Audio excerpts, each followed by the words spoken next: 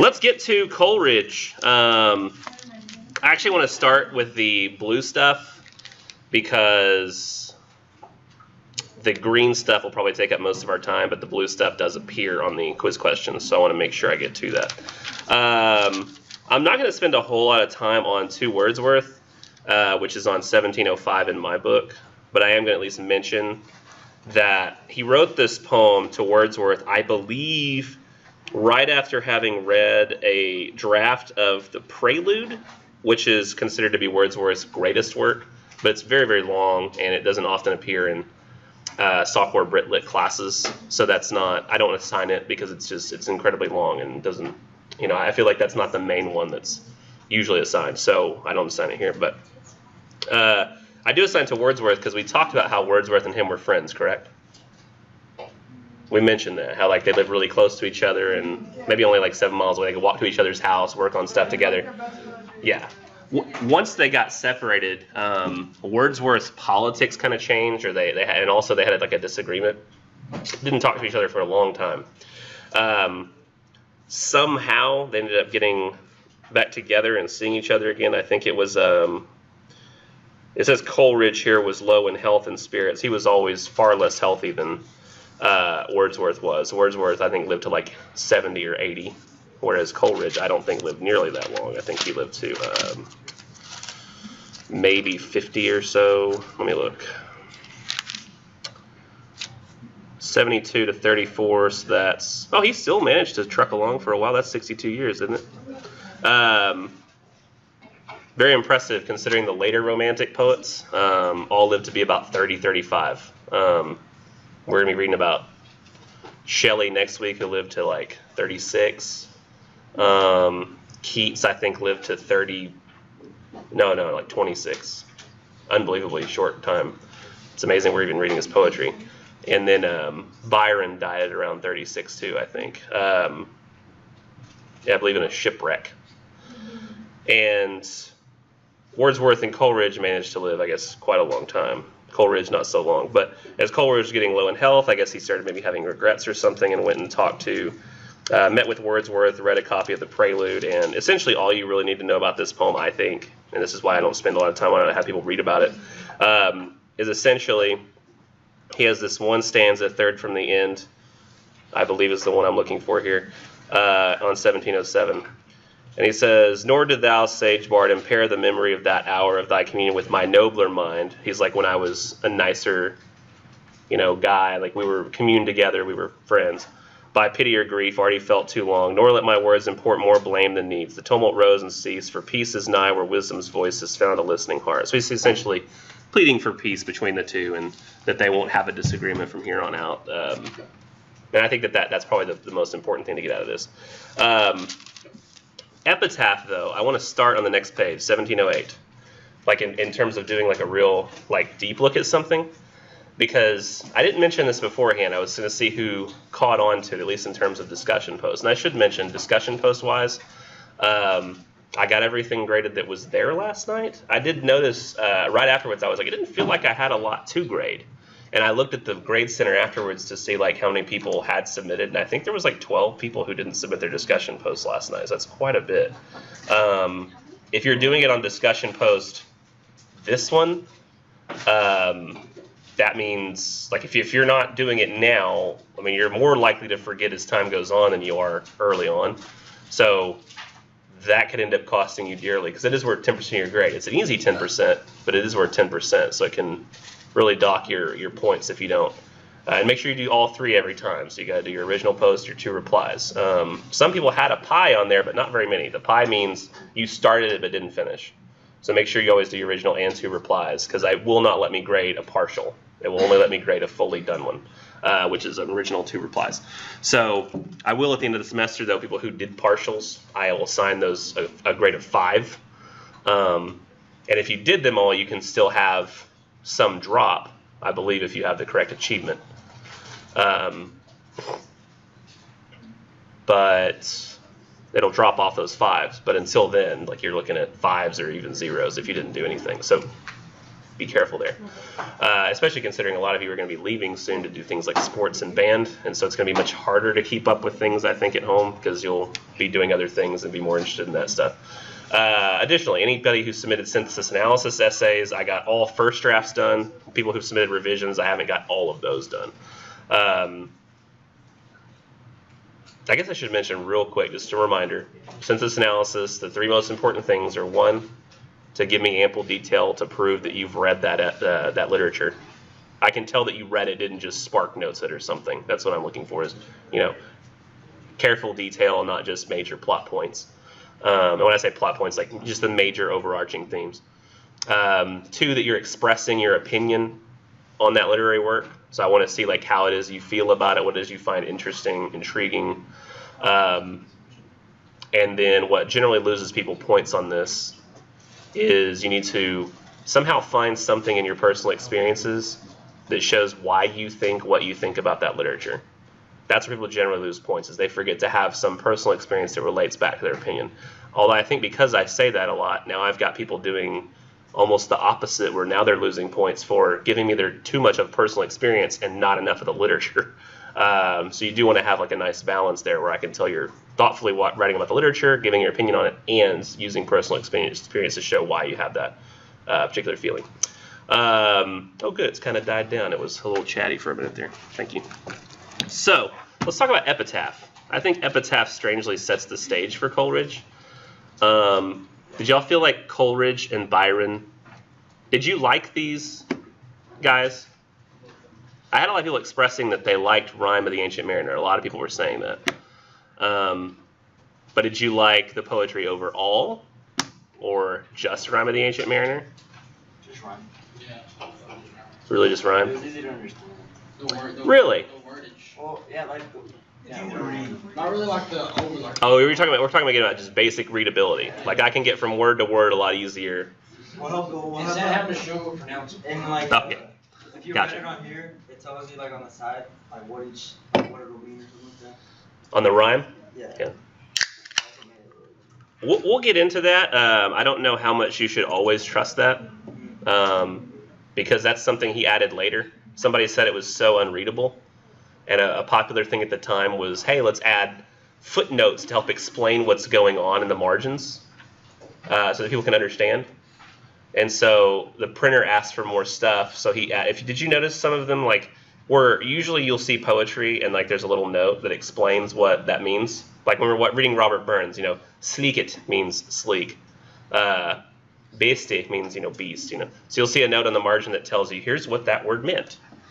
In Rime of the Ancient Mariner, oftentimes it's like, he would say something like, and the north wind blows. And it would say like, and a spirit came, or something like that. And then in the margin it would say, knowing what we know of the cardinal directions, the north, east, wind, and south, there's a spirit for each one of those directions, and those spirits are all known to inhabit certain parts of the earth depending on certain times of the year. And you're like, well, that's not there. You're like, that's not at all in what I was, like, this note doesn't, like, illuminate that. It adds to it. Like, there's more information here than there was before.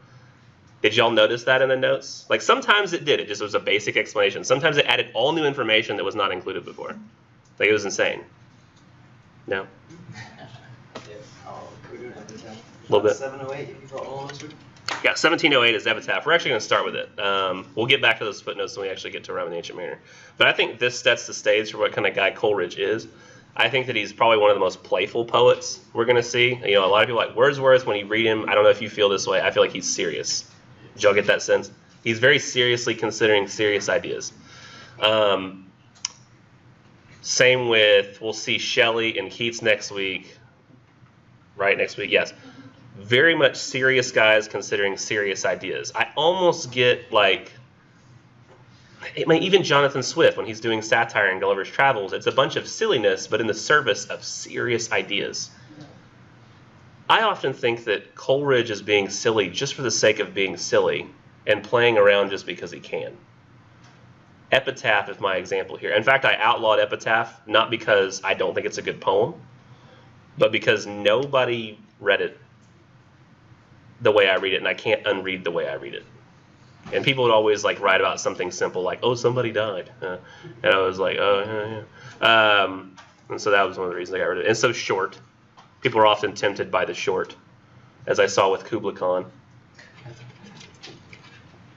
By the way, a lot of posts on Kubla Khan, very interesting. A lot of people's posts said, the details really help you understand what is going on. Very detailed. Helped me really understand what was going on. And my response was just, so what was going on? And I wish I could, like, people would just be able to answer me, because, like, that. We'll get to that, but I was just like, everybody talks about, oh, it really helped me get what's going on, with no actual telling me what's going on, because I think that's one of the questions in the poem. When we get there, you'll see. But Epitaph is, I think, equally playful, and let me read this to you. It sounds really sweet on the surface. Here we go. I'm assuming y'all didn't read this one because it's blue. You're supposed to, but I imagine most of you didn't. It says, anybody know what Epitaph is?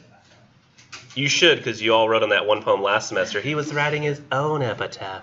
When I was like, where does it ever say that anywhere? It sounded like something suspiciously from a Wikipedia.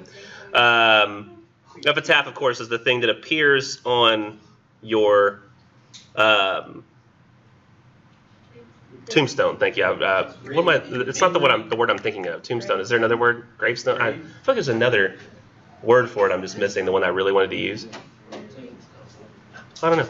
I guess those are both correct, and those are just, I don't know. Maybe I'm feeling like there's another word that exists that I just can't think of.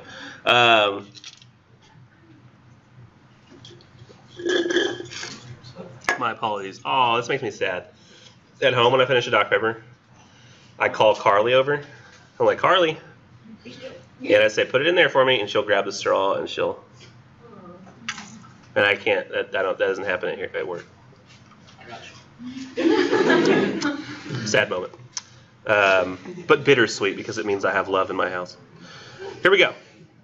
It says, stop, Christian passerby. Stop, child of God, and read with gentle breast. Beneath this sod a poet lies, or that which once seemed he.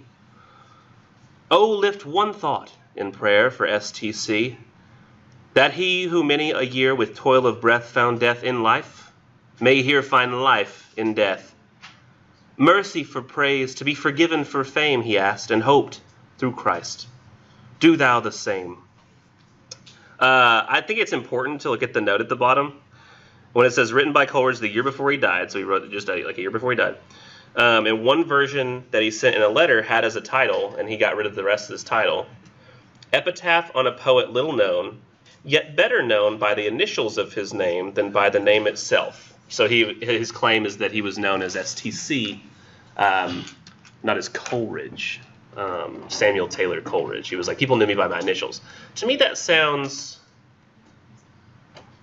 There's something about that saying, I was better known by my initials than my actual name. Something to me that sounds falsely humble. And maybe that's why he got rid of the end of that line. Well, people didn't even really know the full me. They knew, like, the abbreviated me. Which, I don't know. Maybe I'm reading too much into that. This is probably why I don't let people write about this.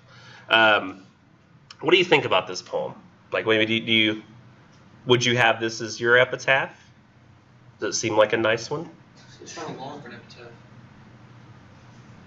I mean, they didn't have a whole lot to do back then. I imagine getting as much as they could fit onto a gravestone. In fact, it'd probably be easier these days, right? Because we had those laser cut ones. Y'all ever gone to a cemetery? And I imagine it's pretty expensive.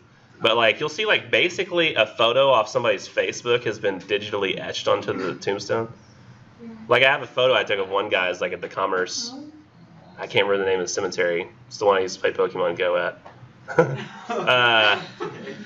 And I found geocaches at, but that's over pretty quickly. But there were 2 gyms there. No, it was one gym.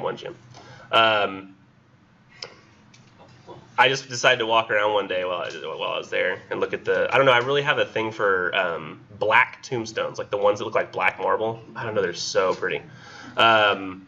And so I was walking around looking at all of those, and one of them had, like, etched in there basically a digital photograph, looked like it was from Facebook, like a guy sitting in front of a lake, like, with his fish. And they were like, this is the guy. And I was like, that's incredible. So they can do that. So I'm sure they could fit this size of an epitaph on there. I can imagine most people limit it to what, like a phrase? And often I think people write somebody else's epitaph, or like, he was a loving husband and father. It was something simple like that. Nothing. Shake and bake. Was that on a tombstone? I was like, I don't remember that in the movie. Like, oh man, I hated that movie when I first saw it, and then after over the years, it's grown on me. Like, Will Ferrell's just so funny, you just can't not laugh at him. But I think that, maybe you don't feel this way. He's invoking God so much and Christ. It sounds like a very sincere Christian thing, right? I disagree with, I think, even the people who wrote the notes here. I feel like people think this is a sincere poem, and I don't. Let's get to it. So he says, "Stop, Christian passerby. Stop, child of God. Pleading with you twice. Stop. Stop and look at my gravestone.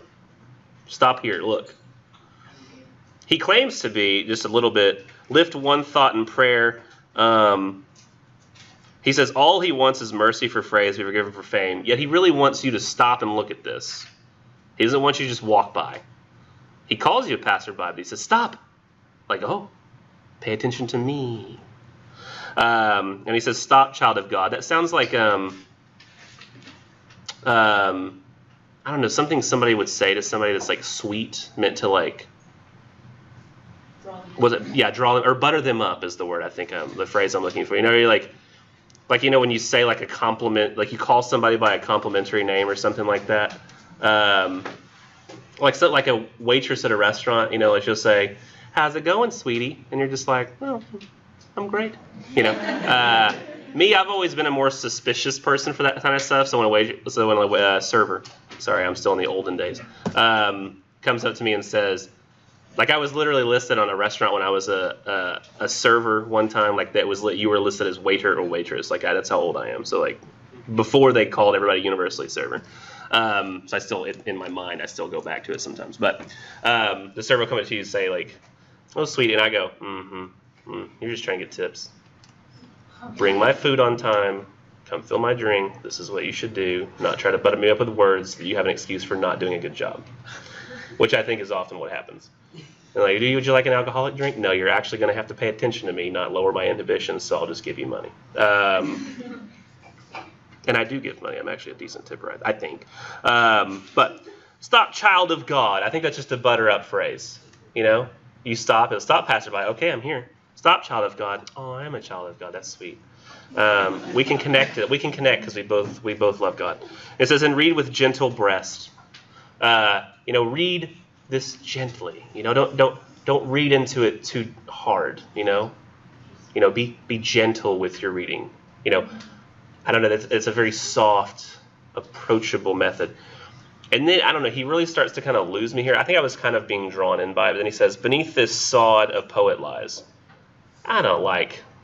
To me, saying sod, there's a familiar sound with the phrase. Yeah, ground, exactly. I think of like sod when like you get like the squares of sod you can plant in your yard. So you like. I think of it like softer, Grass. I don't know, maybe. I guess usually the grass you do buy for sod is usually a softer grass. You're not going to go buy like, let's go get some Dallas grass. It's a nicer grass. Yeah, it is. It's usually nicer grass is considered like sod. But I also think of the homonym, not a homonym, but like the similar sound of the word clod, like a clod of dirt, which is small and tiny. And I think as a poet of, as long as he'd been a poet, he would know the different words that sound like the words he's thinking of. And I think that sod, clod, you don't often think of sod as being something grand that you're beneath. Like it's almost like he's saying I'm beneath something simple. And to me, that's like too humble. Like he's like, I am but beneath sod. Like, I don't know. To me, it sounds too humble, too small. Like he's trying to make himself seem so insignificant that really I'm like, you're not actually being serious. And he says, a poet lies. And to me, the word lies, yes, you can be lying in a grave, but he could be lying to us, as he often did. As we'll get to Kubla Khan, I think you'll see. Huh? No, not that he has not died. But that beneath this sod, a poet lies. Like in death, even with his poetry, he could be lying to us. And he says, a poet, or that which once seemed he. So yes, there's a dead body or once seemed. Like I once seemed to be a poet. Quit bull crapping around. You were a poet. Don't be like, oh, I once seemed a poet. No, you were a poet and you know it. It'd be like Tom Cruise being like in his grave and it says like an actor or what once seemed he. You were an actor. Don't like beat around the bush. You were like he's being too modest. You ever know somebody like that? Too modest and it just annoys you. And they're like, like you get like somebody who's valedictorians like give their speech and they're like, there were a lot of good people doing good work. I can't be up here saying that I had even the best score. I think that all of you did way better than me. Like, stop bullcrapping. You're enjoying your moment. Enjoy your moment. Say like, people kind of almost in a sense want the cockiness, but like not full on cockiness. Like even like I don't know. I just would want somebody to get up there and say, I did better than you. That's what I'd like. I worked hard and I did better than you, and now I'm here. But maybe that's just me. Like I feel like it's the dishonest thing, and maybe it's because I watch a lot of Big Brother too. Because like on Big Brother, like when they get to the end, if somebody played like a real shady game and they say, I just played an honest game and I was truthful, everybody's like, you're full of crap and we're not going to give you the money. Because when Andy Herron, which I think is still one of the greatest players ever played, he got up there and he was shady. He backstabbed people, and they said, you backstabbed a lot of people. And he's like, you're right, I did. And he said, like, and they loved him for it. It was like, he owns it, It's like, people want you to, like, own who you are. And to me, he's putting it off a little bit here. Simon Cowell? Huh? Yeah, Simon Cowell is who he is. He doesn't pretend to, unless he's really a nice guy and he just pretends to be mean on television. He is who we are inside, right? When we hear somebody bad singing and we go, that's terrible. But, like, we don't say that to somebody. We say, oh, I bet you could find, your voice is so interesting.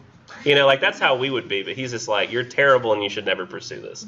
And we're all going, oh my gosh, that's what I was thinking. He would never say it. And then he says here after that, so I'm already kind of lost on him. He says, oh, lift one thought in prayer for STC. You don't want one thought, you want all the thoughts. You made me stop. You're making me read this. One simple thought, one itty-bitty thought. Come on. You want all the thoughts. That's why you wrote this. And he says that he who many a year with toil of breath found death in life. And like this, I really think is honest. I think in anybody who's being a liar or humorous, there's often a hint of truth behind it. And I think this is his hint of truth. He was constantly in pain, and as a result, he kept getting prescribed. This is like opium, and then like finally to get him off of opium or to help because that wasn't helping anymore, they gave him laudanum, which is nothing but opium dissolved in alcohol, or morphine, and like he just constantly went from drug to drug, and he always felt like he was like the living dead in a sense because he could never get past that feeling of being so drugged up all the time, and it sort of made him feel like with all the pain that he had that he just would never. So I think while he may be truthful there, he who many a year with toil of breath found death in life, may here find life in death.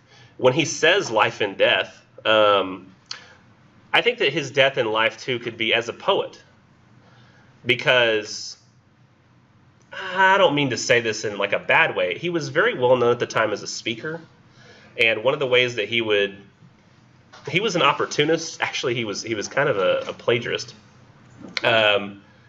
He would often plagiarize large sections of poetry and then put them in his own and get them published, because he needed money. And so he would be like, I don't have time to write something. He would just shove something in, but those aren't his famous stuff. And so, additionally, let me see, what was I getting at? As a result, I think, of his difficulties in publishing and stuff, he became more known for being a great speaker. But he wasn't often speaking at the greatest venues. I don't mean this as an insult to any of the women here, but at the time, Oxford and Cambridge did not permit women. It was an all-male school, I believe, as Harvard once was, and Yale as well. And so he would actually make decent money giving lectures to women who wanted to be educated, but who nevertheless couldn't be at the greater institutions. And when I say greater, I mean like like you say, like the greater Dallas-Fort Worth area. I don't mean like better. I mean like, the larger, more well-known institution. So he would be a popular lecturer amongst the women. And known for being very eloquent and very well spoken. But he was an opportunist trying to find his way in and a way to keep himself. So I really think in life he did not find maybe the fame that he wanted. He was well known, but that didn't seem to, I guess, benefit him. I think he was about life and death. I really don't think he means life and death as he talks about in the next two lines, which is from the grace of Christ. I really think he's talking about the fame that I would hope to get after death. I really think that that's where he's really getting here. Because he says here, and I think the note is interesting at the bottom. It says, mercy for praise, to be forgiven for fame, he asked and hoped through Christ, do thou the same. And down here it says for in the sense of instead of. So they're saying it means mercy instead of praise. So please, I hope for mercy instead of praise. Maybe you pray for that for me. To be forgiven instead of fame. But what if it really does also, maybe you can read it that way, yes, but what if it also could just mean the basic meaning that the word would really have in that context? Please give mercy on me for the praise I hope to receive, or to be forgiven for the fame I wish for. I mean, in the literal sense of that meaning, it fits with my reading quite well. It says, he asked and hoped through Christ, do thou the same. And it doesn't seem like until you get to that last line that you're allowed to be let leave. Like it sounds like he's keeping you there. You have to listen. Now you're allowed to go because you've heard my message. Which again seems like something a little, what was it? Low-key what? Cocky. Yeah, low-key cocky. I'm looking for a word that means that. I was going to say prideful, but really it's sort of like arrogant, but again, not that strong a word. It's exactly like, yeah, suppressed ego kind of thing. That's probably a better. It's difficult to find the exact right word. I know it exists out there. I just can't remember what it is. But yeah, so that's what I think, and I think it comes from having read the other works, which we'll get to now. But you can. Does anybody disagree with me entirely and thinks this is just a straight? It's fine because I actually like to hear. I like to hear disagreements. I think y'all get. Like, have y'all ever noticed that you'll give an idea, if you ever look at the feedback on the discussion post, I'll say, that's an interesting idea, I completely disagree. We'll talk about this in class. And then I give you a 10. Literally every time. Every time? Every time. Well, I give a 10, like, right when I do that, right? Because they gave the effort, they gave their opinion, they get the points, and they disagree with me, but I don't mind when people disagree with me, as long as you can, show why you disagree with me. But in a speaking context, I don't mind if you disagree with me at all and don't have a great reason. It could just be a feeling. And a critical evaluation is a little different. You got to have like some textual evidence. But anybody like completely disagree? Just think this is a straight like, no, he wants to be forgiven. This is a penitent It sounds like he's poem. trying to make pity for him or something like that. He wants pity, Yeah. like true pity, like that he had a rough life and now he hopes to be forgiven by God for all of his rough life and Yeah, like grace in heaven's what he's really looking for. At the beginning, it sounds like that, and then like halfway, and he talks about how the pain and all that kind of stuff that he went through. So yeah, I guess so. So you feel it's legit, and there's nothing wrong with that. I feel like it can be taken either way. Like it depends on how you look at it. Like you can look at it from your point of view and it's like he's being cocky, but then it could be like he's actually being cocky.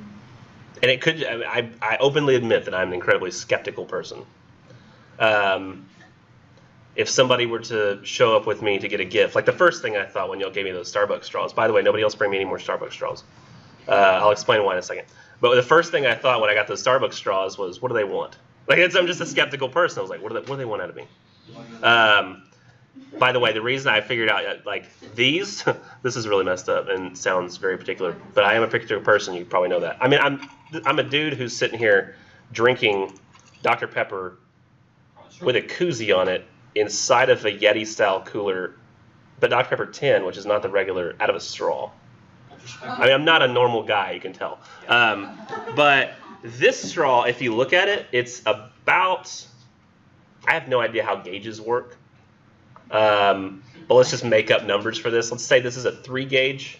Yep. The Starbucks straws y'all got to me were like a 2 gauge. Yeah, we noticed that. We were like, these look a lot better than the ones that you use. That's a good eye y'all have. It's a good eye, yeah. So I've literally like, Throw him away. huh? What? No, I didn't throw them away. I kept them all actually. I still have them all. My wife said, "Are you just gonna throw them away?" And I said, "No, I can't." I can't do that. I'll donate them. No, Brahms actually has the correct gauge, so I may just have to start going pink straws. It's one of those things. So, but that was really just to tell y'all about the straws and how I felt when I got them, just for a second. I knew y'all were like not utilizing it as a power play or anything like that, so I knew that wasn't the issue. They're pretty sneaky. I'm telling you, I watch too much Big Brother. Like, I think about it too often, especially now when I'm getting back into it. So, I think this is this way, but I very well could just be skeptical. And I'm also basing it partly on the other poems as well, which I kind of want to get to now. I want to get to Kubla Khan. I usually don't read it in this order, but I want to do Kubla Khan before we do Rime of the Ancient Mariner, because not as many people talked about it, and it's a weird poem. Yeah, it is. And it's fun. So let's do Kubla Khan on page 1680. I actually feel like the explanatory section here is just as important, maybe not just as important, but pretty important to the poem itself. So we're on 1680. In my edition, is it a different page for y'all? No. Same page? Okay, y'all same page? Yeah, all the pages were accurate this time. So we're accurate. So it's a little poem you see that's about what? 50 lines, 55 lines, as it shows on the next page. That's how long it is. But let us take a look at, it says Kubla Khan or A Vision in a Dream, a fragment. And this is the explanatory sections. We're not going to read the whole thing. We're going to read a good portion of it. It says, in the summer of the year 1797, the author, then in ill health, had retired to a lonely farmhouse between Porlock and Linton on the Exmoor confines of Somerset and Devonshire. Or Devonshire is probably how I should say it. In consequence of a slight indisposition, an anodyne had been prescribed, basically some kind of drug, from the effect of which he fell asleep in his chair at the moment that he was reading the following sentence, or the words of the same substance, in Purchas's Pilgrimage. So he was reading this, had some drugs in his system, fell asleep. It says, here the Khan Kubla commanded a palace to be built, and a stately garden thereunto, and thus 10 miles of fertile ground were enclosed with a wall. That's all he read. So he read that. Drugged up, fell asleep. Okay. It says the author continued for about 3 hours in a profound sleep. How was it profound sleep? At least of the external senses, during which time he has the most vivid confidence that he could not have composed less than from 200 to 300 lines, if that indeed can be called composition in which all the images rose up before him as things. So, like, we talk about Wordsworth. He said while he was up doing Tintern Abbey, he's memorizing all the lines of this poem and preparing them. And once he got to the town, he didn't change one line, wrote it down exactly as he remembered it, as he was composing it, walking down the highway. I say highway not in the sense of like interstate, but like a walking kind of highway, like the way they used to mean. So in this scenario, I don't think he necessarily saw the words exactly. He saw like all the stuff in the poem rising up to him as like images that he could describe. Like a dream. Yeah, like a dream works. Yeah, exactly. Like a real, like the way dreams work.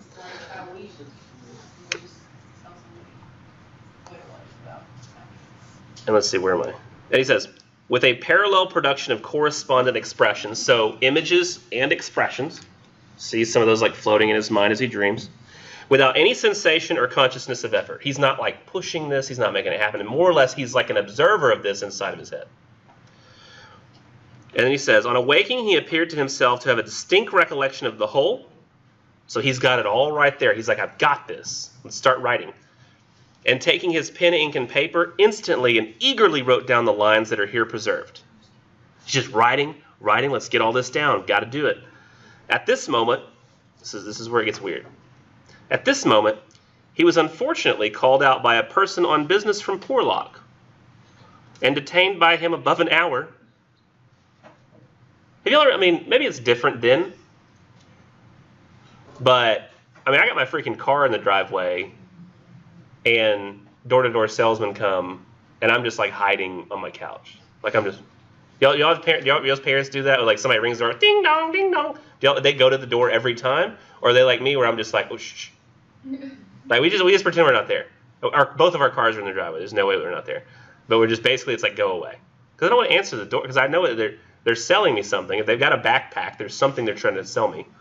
The only time I'm okay with it is like I hear ding dong and we look out the window to see if they've left yet. Girl Scout cookies. And usually the quickest ones to leave are the UPS people. I'm like, yes, packages. And often if I can, I get to the door and I go, thank you, because I like that guy. He brings me stuff. But the other people are like, yeah, we want to sell candy bars for the athletic program. And I'm like, come on. Do you buy it though? No. I would rather just them do like some sort of like GoFundMe system so I don't have to see anybody. Like I don't want to like hand you cash. I gotta go find cash. Like I don't know, maybe I can go to the bank, get cash out so I can go buy candy bars I'm not gonna eat from you. When I could just go give it to the school and say, here's some stuff for the athletic program. I would almost be willing to pay $20 instead of the $10 for the stupid candy bars.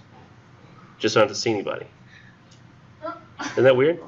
I guess I'm not a normal guy. But this guy comes to his door in one of the most important poetic moments of his life. And he hears knock, knock, and he's like, oh, this is really important. If I lose it, it's gone. Let's go see who it is. And so he goes to the door. Some guy says, yes, I have business to talk to you about, sir, from Portlock. And he's like, I'm kind of in the middle of it'll be real quick, and it takes an hour. And he's like, well, lost it. Because it says, on his return to his room, found to his no small surprise and mortification that though he still retained some vague and dim recollection of the general purport of the vision, yet with the exception of some 8 or 10 scattered lines and images, all the rest had passed away like the images on the surface of a stream into which a stone had been cast. But alas, without the after restoration of the latter. So dude comes, talks to him, he goes back to sit down and try to read, and he's got about 8 to 10 lines left, and that's all I can remember. So he just forgot his dream. This seems like the most boring thing I've ever. Like he started the poem in its amazingness, right? Yeah. And then admits to us, I don't remember the rest. But if I could, you'd be like, whoa. Yeah. You know? That's exactly what happens when I wake up a cold dream. And then you try to keep like a dream journal. And then you get like your mom tries to come in your room and then you forget your dream. You're like, stop. I think my brother one time tried to keep a dream journal for the purpose of trying to have lucid dreams where he was able to like do stuff in them. I can do that. I've kept it. I've done that sometimes where things are so suspiciously fake. Like if it's something like a member of my family dying, I'm always totally taken in by it because that's a true fear that you have as a father of like, my kid dies, my wife dies, my dad dies. You know, you really get taken in by it. But sometimes you can realize something ridiculous is going on, and you're like, wait, this is not real. Isn't it like when you're like half awake, half asleep? Usually it's right before I wake up. I feel like that happens. Like when I'm just I wake up, I'm about to wake. Like I wake up like right afterwards. I go, this is not happening. And then I wake up. I'm like, what? I'm like, I knew it. I've only had it one time. You ever had the dreams where like you feel like you fall? It's right when you fall asleep, and so you're asleep, but you're still conscious of your body, and you try to move and you can't. It's like sleep paralysis, I think is what they call it. Like you're like, I can't move. Literally, like my wife has said sometimes I scream and wake up. It's like I scream. It's like a dream scream. So it's like I'll be like laying there and I go, ah! And I remember doing it. So I'm like, okay, something must have happened in the dream where I felt trapped, and so I essentially expend so much energy in the dream that it becomes physical and it wakes me up. It's the weirdest thing. But I definitely consciously remember having that dream one time. For him, though, yeah, like this is a dream he's having that I think is almost like lucid, like because I guess the drugs had some effect on the way he dreams. And maybe we want to keep the dream, is his version of a dream journal, I guess, where he's trying to write down exactly what he had, because he realizes how great this is. He's like, this is phenomenal. Let's see what this phenomenal thing is that he remembers. And then we'll talk about what we think about it, because I want to know. In fact, should I get a marker out? No, I think I'll probably just look up my old picture at the end. I think that'd probably be the best. I have a picture I think I took of this. In Xanadu did Kubla Khan a stately pleasure dome decree. So Kubla Khan, which I believe is the grandson of Genghis Khan or something like that. Where Alf the sacred river ran through caverns measureless to man down to a sunless sea. So he decreed that a pleasure dome would be in place, right where the river ran. It was sacred river, through caverns measureless to man down to a sunless sea. I believe it could mean a mix of things when it says caverns, like not just caves, but very large, like caverns kind of. I mean, I don't think we necessarily have a concept of what caves can truly be like, because we don't have a lot of those around here, do we?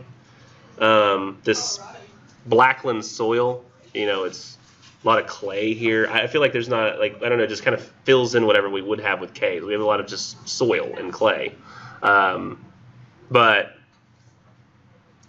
I mean, think about, like, Thailand, where they just had that cave rescue, right? There was, like, a cave so long that somebody could just wander into a hole in the ground, and much like in Minecraft, just get completely, they didn't get lost, I guess, they just couldn't get back out. But it's a huge just cavern underneath the ground that exists, right? I don't feel like we have that here. Like, I don't feel like I could ever just be wandering through the woods and be like, is this a hole I can get into? Oh, look, massive cave, how fun. Like, it's just not something that happened here to us. No, it's pretty cool to do that. It'd be cool, though. I mean, I'd love it. Yeah. I'd do it. It's one of the reasons I've wanted to, like, go to areas that have something like that, just kind of wander. I did go to Carlsbad Caverns one time in New Mexico. It was insane. Like, that existed underneath the ground. It was just nuts. But here it says the river ran down the caverns, and maybe I think also, like, what do you call those? There's a name for them in Minecraft, like a fissure in the ground, like a giant crack, that kind of, for a while. I think maybe that exists as well. Maybe I'm thinking about this because of Minecraft. And he says, so twice 5 miles of fertile ground with walls and towers were girdled round. It says twice 5 miles. I'm a little confused as to how exactly that. It said twice 5. I think he's just doing that for the sake of rhyme. I don't think he means 5 times 5 is like 25 square miles. I literally think he means on one side it's 10 miles. So it's actually 100 square miles of land, but it's 10 miles on one wall, 10 miles on the other. So it's a pretty long wall. I mean, it's not something to be scoffed at. It's a huge deal. With walls and towers were girdled around. So there's towers along the way as well. And there were gardens bright with sinuous rills where blossomed many an incense-bearing tree. Have you ever smelled the only tree I have to compare this to? Have you ever smelled a mimosa tree? No? There's like little trees that'll grow up around your property, maybe sometimes, or if y'all see them in town. They look like ferns. The ones that's got the little thin leaves that like are all along the branch. And then on occasion it grows like a white and pink flower that kind of looks like a little star explosion. I don't think I can explain that. It looks like fluffy, like a teddy bear, like a little white and pink flower. If you see one of those trees like come spring, they might even be blooming now. I mean, my parents have one just by accident. It just grew out of the ground. You go and you get near that tree when the flowers are there, and you can just smell it. It's a beautiful smell. It's like phenomenal. But these are trees that they're incense bearing. They smell phenomenal. Like they're just good smelling trees. I mean, I think of just, look, a tree, it provides shade. But they're like, these are not just trees, they're incense bearing. They smell great. Beautiful smelling. And that's at a time too, you gotta remember when people didn't have they couldn't just go buy cologne, perfume at the store. I mean, you wanted like a nice smell, it's gotta be grown. And you go, the flowers. So we can't just, I can just go and buy my Paris Hilton Just Me for Men at the store and spray it on myself and be like, it's not so bad. Kind of smells like, what does that smell like? Lavender and licorice? I don't know.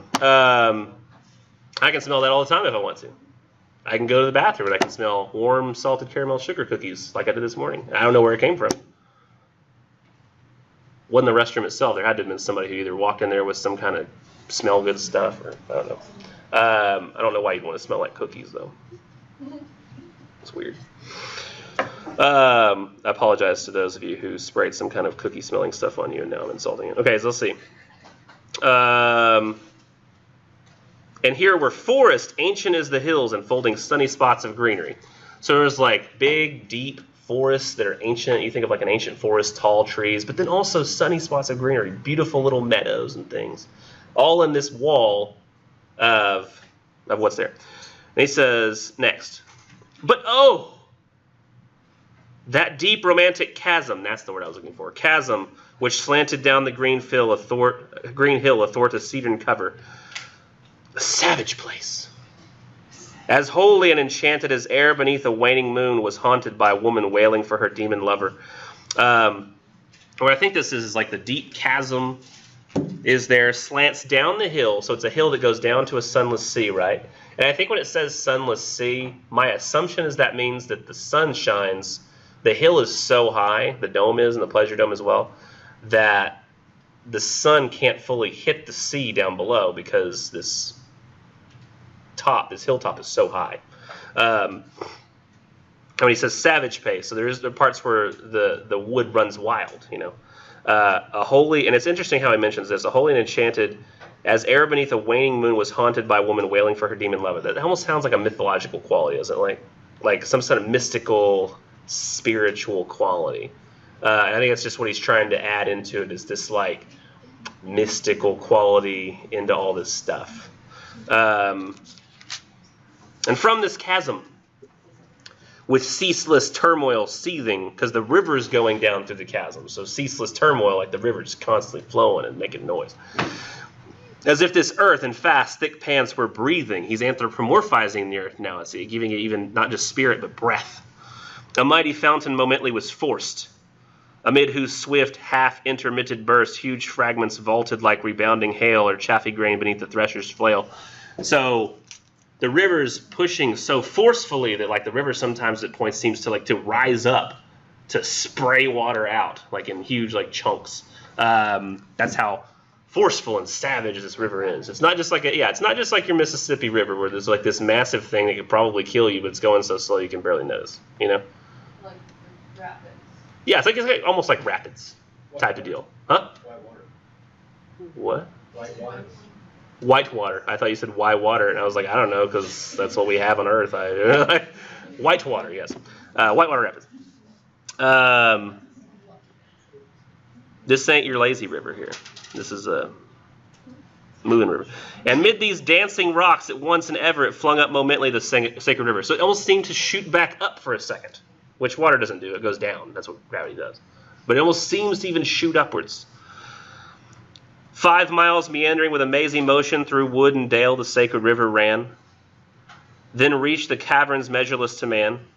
I'm assuming, maybe I'm wrong about this, I'm assuming that there's 5 miles of like just normal, beautiful area, and then like the river starts going down this hill. So there's 5 miles of hill and chasm.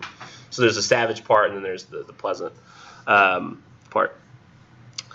Then reached caverns measureless to man and sank in tumult to a lifeless ocean. Amid this tumult, Kubla heard from far ancestral voices prophesying war. Oh, and so I think I have this here. Let me see. Do I still have it somewhere? Did I draw it? I think I drew it on the board one time in like dry erase marker. Let's go to Britlet 2. Kubla Khan. Oh, where's my dry erase crap?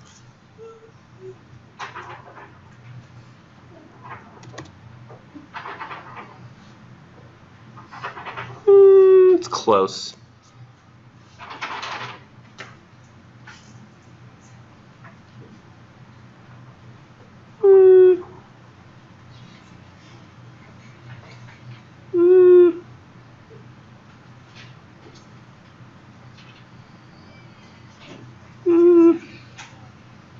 Let's look in the fall and spring when I think it might be there. Just real quick. If I don't find it here, I'm not doing it again.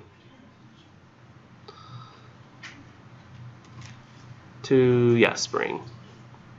Britlet.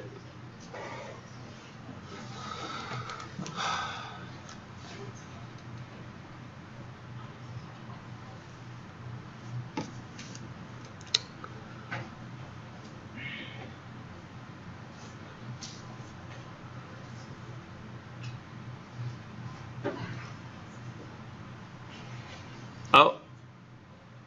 No.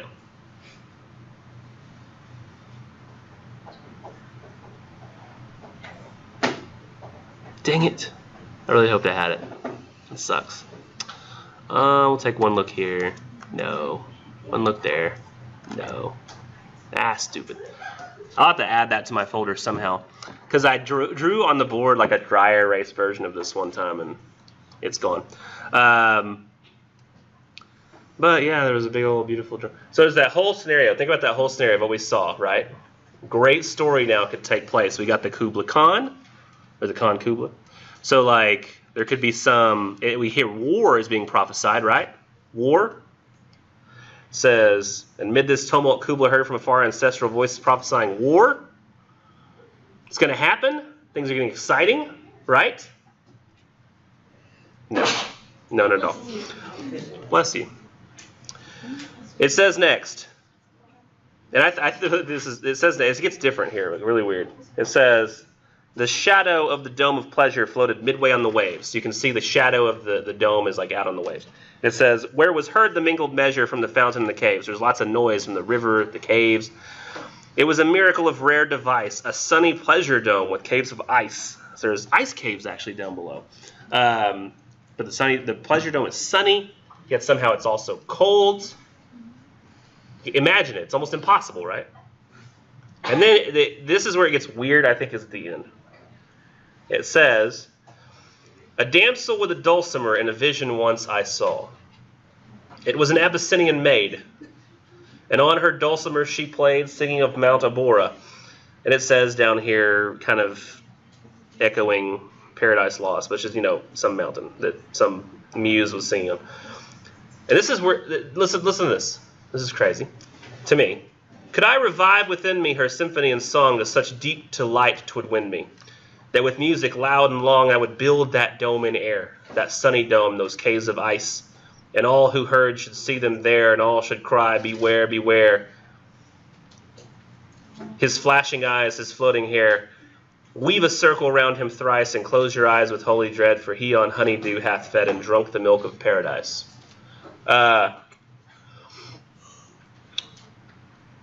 Like what? This sounds like bullcrap to me.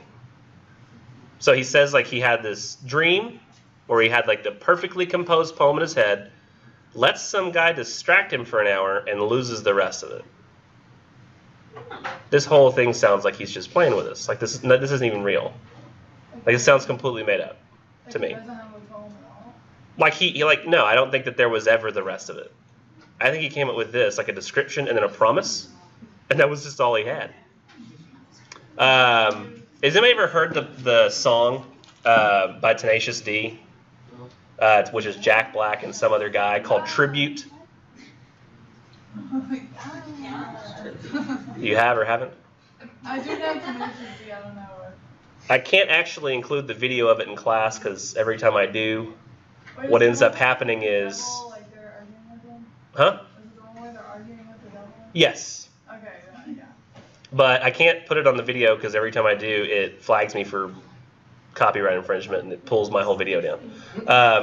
We also don't have time for that anyway. But essentially, it's this comedian. Y'all know Jack Black, right? Y'all should, because you all claim to have watched the movie Gulliver's Travels. He has like a band with this guy he knows, this friend of his, and it's just them two playing like guitar and bass, I think. So the song, the way it goes is it says, "This is the greatest, best song in the world, tribute." And then they talk about a time where like they were walking down a road and the devil pops up and he says, "Play the best song in the world or I'll eat your soul." And he said, then we played the song. We played a song for the devil, and it just so happened to be that it was the best song in the world. And then explained like you had to be there. It was amazing. We played the absolute greatest song that had ever been written in the history of songs. And then explain it's not this song though. This is not the greatest and best song in the world. This is merely a song that is a tribute to the greatest and best song in the world. So it's them playing. They never ever envisioned the actual greatest song in the world. They never actually sang it. I mean, come on. They walked down the street, a long and dusty road, and found the devil. And he was like, "Play the best song in the world." They're like, no, it's not. It didn't really happen. Just like I don't think this even really happened. I think he's playing with it so much that he actually puts it off and says, "No, this is serious. I dreamed all this stuff." And I really, maybe I think he just didn't know where to go. Like once he got through with like the description. If he didn't have anything else to say, like he just made up somebody Well, somebody might have come and but he was maybe in the process of composing an actual poem and thought, this would be interesting. What if we just make this an exercise in what we can get away with? And he's like, it's so straight. Not even try to literally just end the poem with. To be honest, Coleridge was lazy. This is one of the reasons that he would often have plagiarized bits of poetry in his, because he didn't want to go forth with the effort to write things. And I think a lot of that had to do with maybe the drugs and the pain he felt all the time. He couldn't muster forth the effort to write the great stuff all the time. Yeah, so he writes that literally the way it ends is so weird to me, and that's why I think he's screwing with us. Because he says, if I had the ability, the muse would come back, I would totally sing all this into being back for you, the sunny dome, those caves of ice, and all who heard should see them there, and all should cry, beware, beware. You don't understand. People would be like, whoa, look how amazing this is. And, that's what he's basically saying.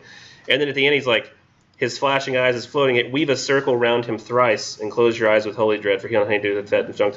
It's like weave a circle around him thrice. It's like he's saying a spell to protect him in that particular scenario, so that he wouldn't lose it again, so he'd have it. I don't know. It just sounds so fake to me. It sounds so composed. It sounds like it's not real. It's not authentic. It sounds like a neat story, and almost like an experiment he's using to see what he can get away with as a poet. And we're still reading it. Did this ever really exist in his head at all, or was this just something he's trying to...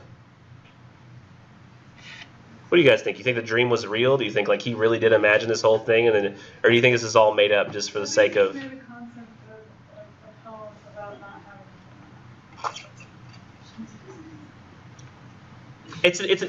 What was the first part you said? I heard a poem about not having a poem. What did you say before that? Concept. It's a neat concept? He did it intentionally. Oh, you think he did it intentionally? Okay. People write poems about deep stuff. Why not write a poem about not deep stuff? I literally think he's the kind of guy who just always wanted to see what he could get away with. Epitaph feels like that to me. Can I get away with sounding sincere when I'm really not? Can I get away with saying I imagined a great poem but didn't? It's actually pretty good what he wrote in the beginning. I can actually imagine all of it. But it really does just seem like... Has anybody ever tried to write a story before, or create some narrative or something? It went viral. It often starts with... What'd you say? Mine went viral. Yours went viral, okay. That's what I thought you said, and I was like, that's weird. But I feel like one of the things you'll do is often you'll be like, first I want to come up with, I don't know what it is, but people often I will come up with the character's name first, which makes no sense. Why do you need a character's name before you do anything else?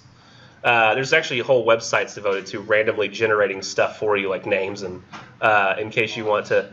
Because a lot of times, you think oh, okay, here's where it's all going to take place, and you think of the setting, you think of all that stuff, but then you kind of get locked up because you're I really don't know what else is going to happen. I don't know what the story is. So what you end up coming up with is just a perfectly come up with setting and maybe some characters and where it's all happening, and then that's all you come up with. And I think that he was I came up with this great setting here, and it kind of made me think of that when I was doing this reading. So I'll go from that. But he didn't have anywhere to go with that. It was prophesying war. And he's I don't really know that I have anywhere else to go with this. So he could make a promise that he swears there was something at one point, but now it just doesn't have it. How do you argue with it? You can't prove it. You can't prove it. All right, I'll strike my dream and show you. It's one of those things you could just get away with because what else are you gonna do? I think it's fun. Did y'all find that as fun as I find that really fun, that idea that he's just toying with us. What? Erratic? What does that mean? Okay, I thought you said erotic at first, and I was like, oh, weird. Kind of all over the place. He actually is sort of an erratic writer. All of his stuff is really different. The Epitaph, the Kubla Khan, that's even different than Rime of the Ancient Mariner. Although there is sort of a weird sort of spirituality, I guess, and a mysticism in both Rime and Kubla Khan. most of you wrote about Rime of the Ancient Mariner, so I guess I kind of want to hear your thoughts first. What you thought was interesting, what you'd like to talk about. Why did he kill the albatross? Yeah, just about everybody said, why the hell is the albatross even dead? He thought he was trying to do something good by getting rid of the fog. But then, everyone's like, okay, you did good. And then they were thirsty and all that. So, turned out to be so good. I feel like it was like, he got karma for what, for killing it. It's like he had to suffer while everybody else died. So he had to be around with the dead bodies. And then he he ended up surviving all of it, but he had to suffer through it. And how they hung the albatross whatever around his neck, just a reminder of the mistake he did. Luckily, I don't think it hung there forever. Yeah. So that's good. It seemed like whenever he was talking to the guest about the wedding gift, about the story and everything, telling it, I think it was a way of getting it off his shoulders. Kind of he has all this suppressed, he feels guilty and everything, so he's trying to get it off his shoulders by trying to talk to somebody about it. At least get, I don't know, it feels like a way to resolve his internal struggle. And that's a lot of people said something that I didn't really, I haven't had as many students say before, was that it's very possible that he is telling the story to deal with an internal struggle he has, but that the story itself, this is really weird because we hadn't talked about Coleridge at all and how I feel like he, with the Kubla Khan and the faking thing, that he has a tendency to fake things, But people were saying the story sounded like it might be a construction by the guy, and he's just some crazy old guy who goes and tells people this crazy story all the time when none of it really happened to him. I think a lot of people were putting, in their discussion post, I had one person put the part where he hallucinates that the bodies rose up and started helping him row. And whenever I read it, I don't read that as a hallucination. I read that as, literally, this mystical stuff is happening. Death and death in life really do come to visit him or talk about him. That his crew members all do drop dead, that they all rise back up, that he can't drink water. He has no water to drink. He's dehydrating on the ocean. Actually, this is where that phrase comes from, water, water everywhere, and not a drop to drink. Comes from this poem. But, yeah, I'd never had so many people before say, is this even really happening? They say he was just a crazy old guy telling a story. And it does kind of feel like he's dealing with some sort of internal struggle when I think about it like that. But I'd never thought about it like that before. Yeah, that's what I the sense of. Then at one point they thought it was a ghost or something, because they said they all started dying. So they thought it was a ghost, but then he's like, no, I survived or something like that. That I don't remember. I do know that at the very end, they found him and were shocked that he was alive. The people who found him were like, oh, this is a living guy. Kind of nobody's ever seen this movie because now we're in the age when I figured out that y'all consider movies from the 90s old. You're if somebody watches Forrest Gump, you're that old movie. It's a good movie. Huh? It's a good movie, though. Yeah, it's a good movie. Which is kind of weird that it did occur about 30 years ago. It's insane to me. Or 20. How does math work? 98 would be 20, so yeah, some of them are a little upwards of 20. But a movie called Seven, there's a guy that people in the movie think is dead, and all of a sudden he starts he's just been slowly starved over time. So he seemed like he was a dead guy. Really messed up. But so I can imagine the shock of thinking somebody's dead in front of you, and then no, they're alive. I think that might be what you're talking about. Unless there's a part where you can find that he's saying is a ghost. But I do want to come back to what you were talking about with the albatross. Everybody has a problem with why the hell does this guy shoot the albatross? Were you any of you curious about? Who was curious about why he shot the albatross? Wow, way less than the discussion post said. I'm just kidding. It was probably about even. So, what do you think he shot the albatross? I thought he tried to do something good. You said because to get rid of that fog. Mm-hmm. Yeah. Maybe just trigger happy. Stupid bird.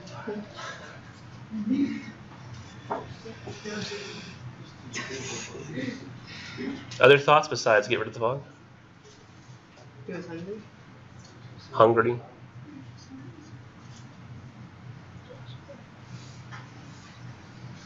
I mean, like, if people were kind of like worshiping the bird, so maybe he had a problem with that, like him getting all the glory.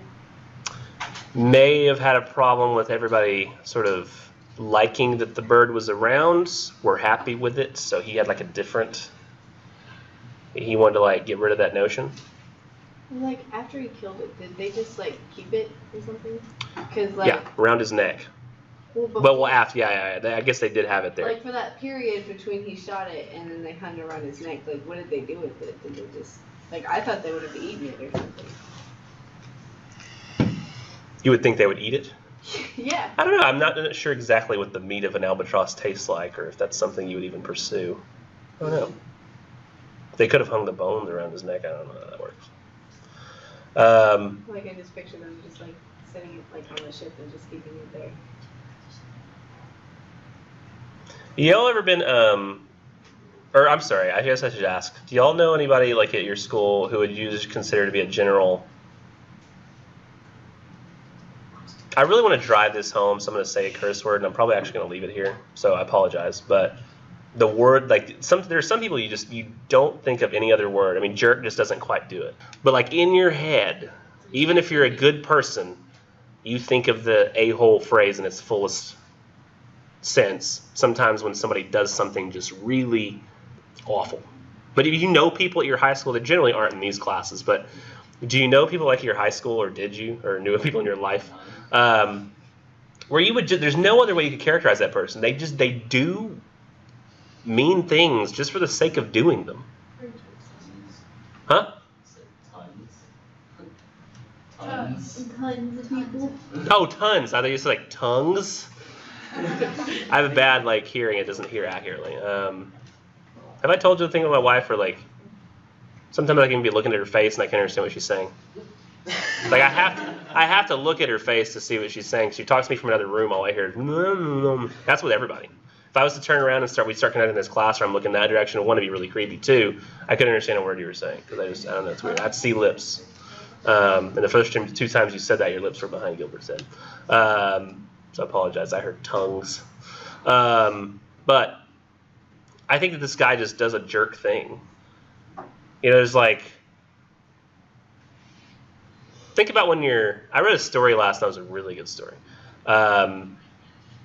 Where a kid is just essentially being mean to his mom, because that's this thing that kids do. Kids, like, they do a mean thing because they do that. But he's an adult here, but you know, you think selfishly and you think only about what you want. Like, I mean, there's people who, when I was a kid, I think there was a bird I saw outside one time, and I got a BB gun and I shot the bird so it'd fly away.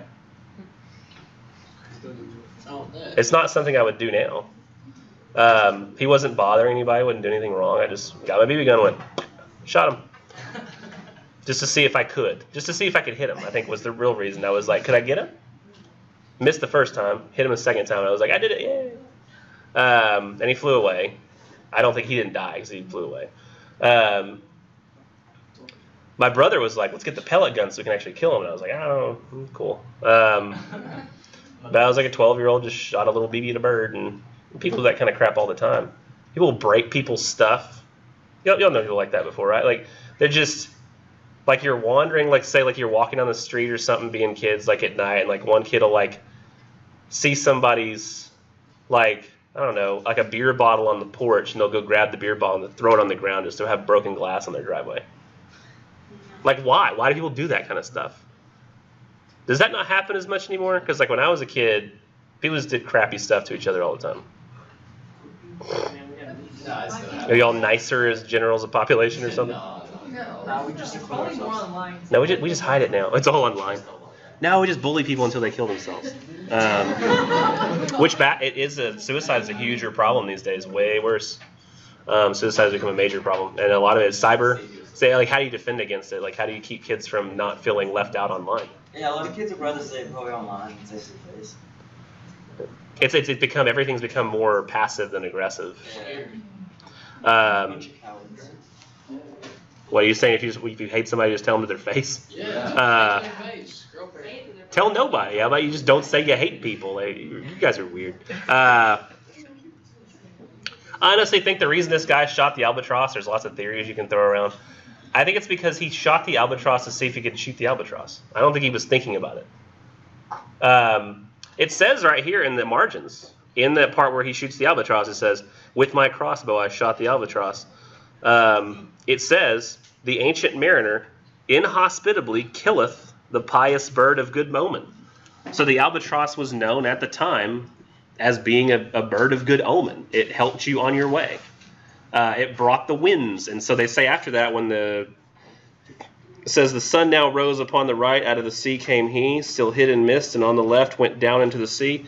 And the good south wind still blew behind, but no sweet bird did follow, nor any day for food or play came to the mariner's hollow. And I had done a hellish thing, and it would work 'em woe, for all averred I had killed the bird that made the breeze to blow." Because that was the idea, was that the bird brought the breezes with it and kept the ship moving. So it was a good luck bird. And he just killed it.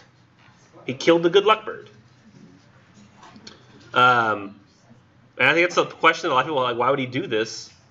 Why does anybody do a terrible thing to somebody else? Like I watched it was a video the other day where like it was insane. Like there was people at a storefront and they had like a security camera watching. And it was a woman like I think ordering a pizza or something. And a little kid came into the frame. And this one guy who's over here on his phone, little kid's not doing anything.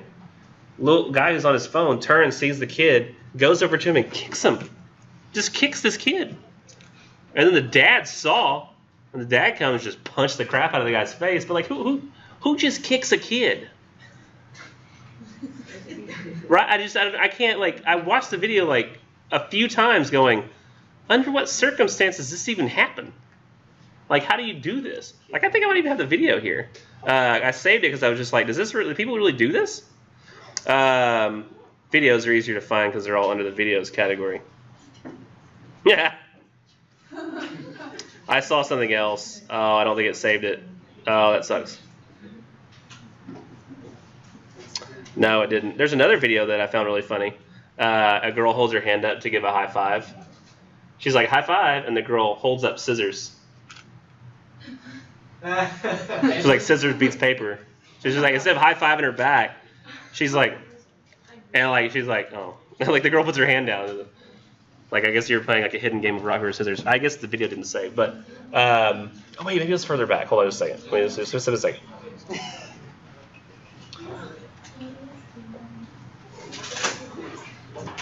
Nah, just didn't save. Stupid. Is there an animated category on the iPhone? Oh, there is.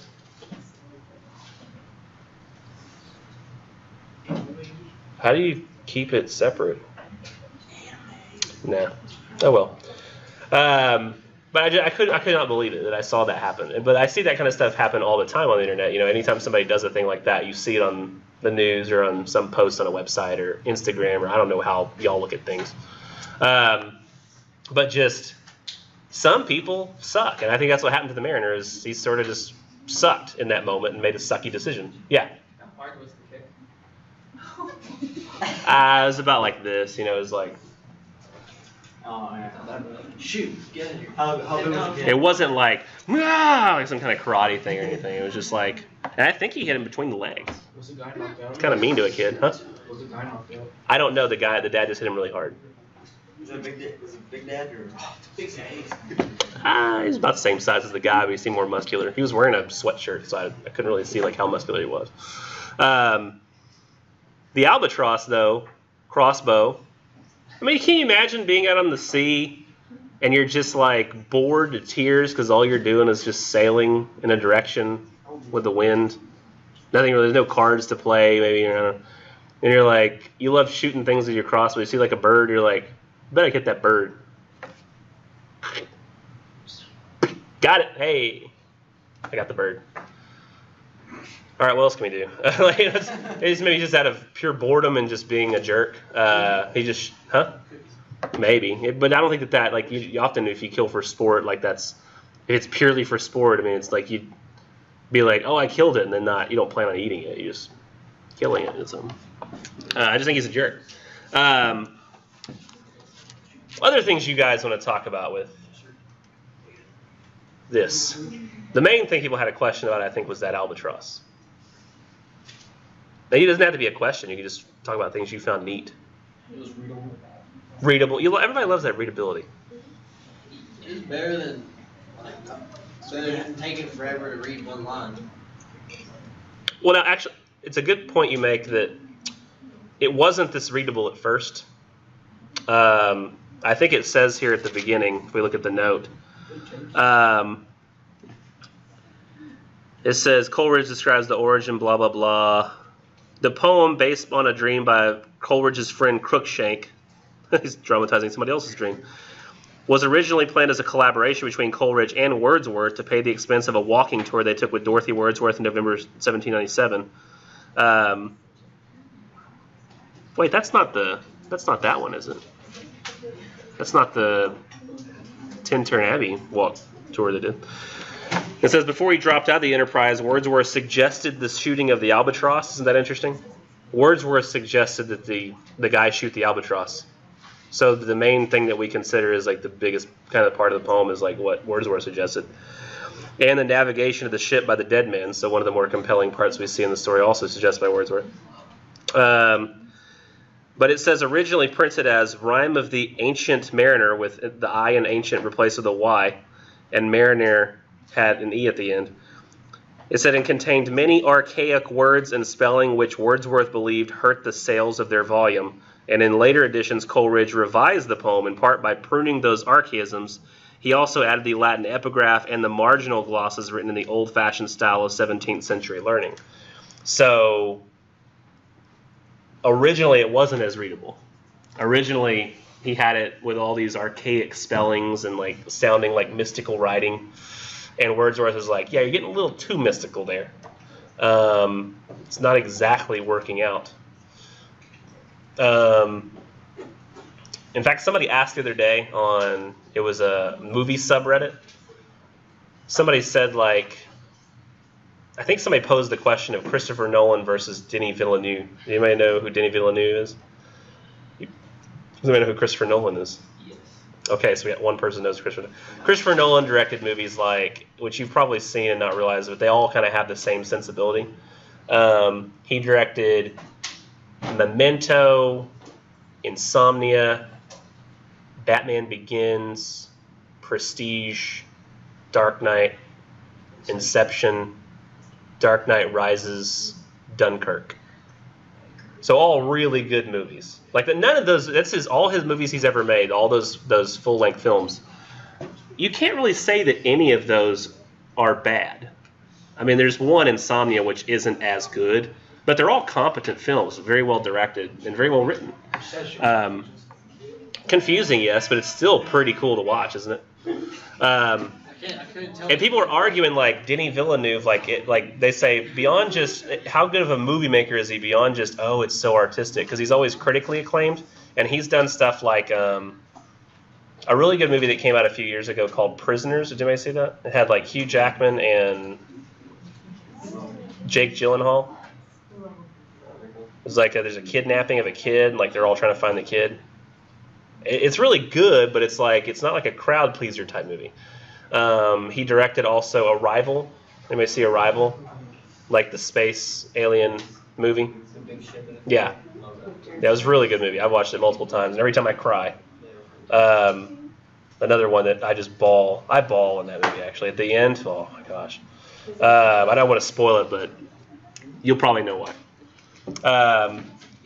3, he's also directed Blade Runner 2049. Which is a sequel to the original Blade Runner. But he's a critically acclaimed filmmaker, whereas like Christopher Nolan actually he uses a similar color palette, he even uses the same guy who makes the music. Hans Zimmer was used in Blade Runner 2049. There's just something about Christopher Nolan that's more watchable than Denis Villeneuve, and people actually watch his movies and they get excited about his movies. Even a movie like Dunkirk, which is like America, it's like a World War II movie where America doesn't appear at all in it. Did y'all notice that? Like America's not even mentioned. And it's just a war movie that kind of occurs slightly out of order. But It's just there's something like about his movies that are just, you can watch them and they feel compelling every time. So I think that Wordsworth was sort of the sensible one here, where he's like, listen, we got to go more Christopher Nolan on this, less Denis Villeneuve. Like, don't be so, oh, I'm an artist. We got to sell this.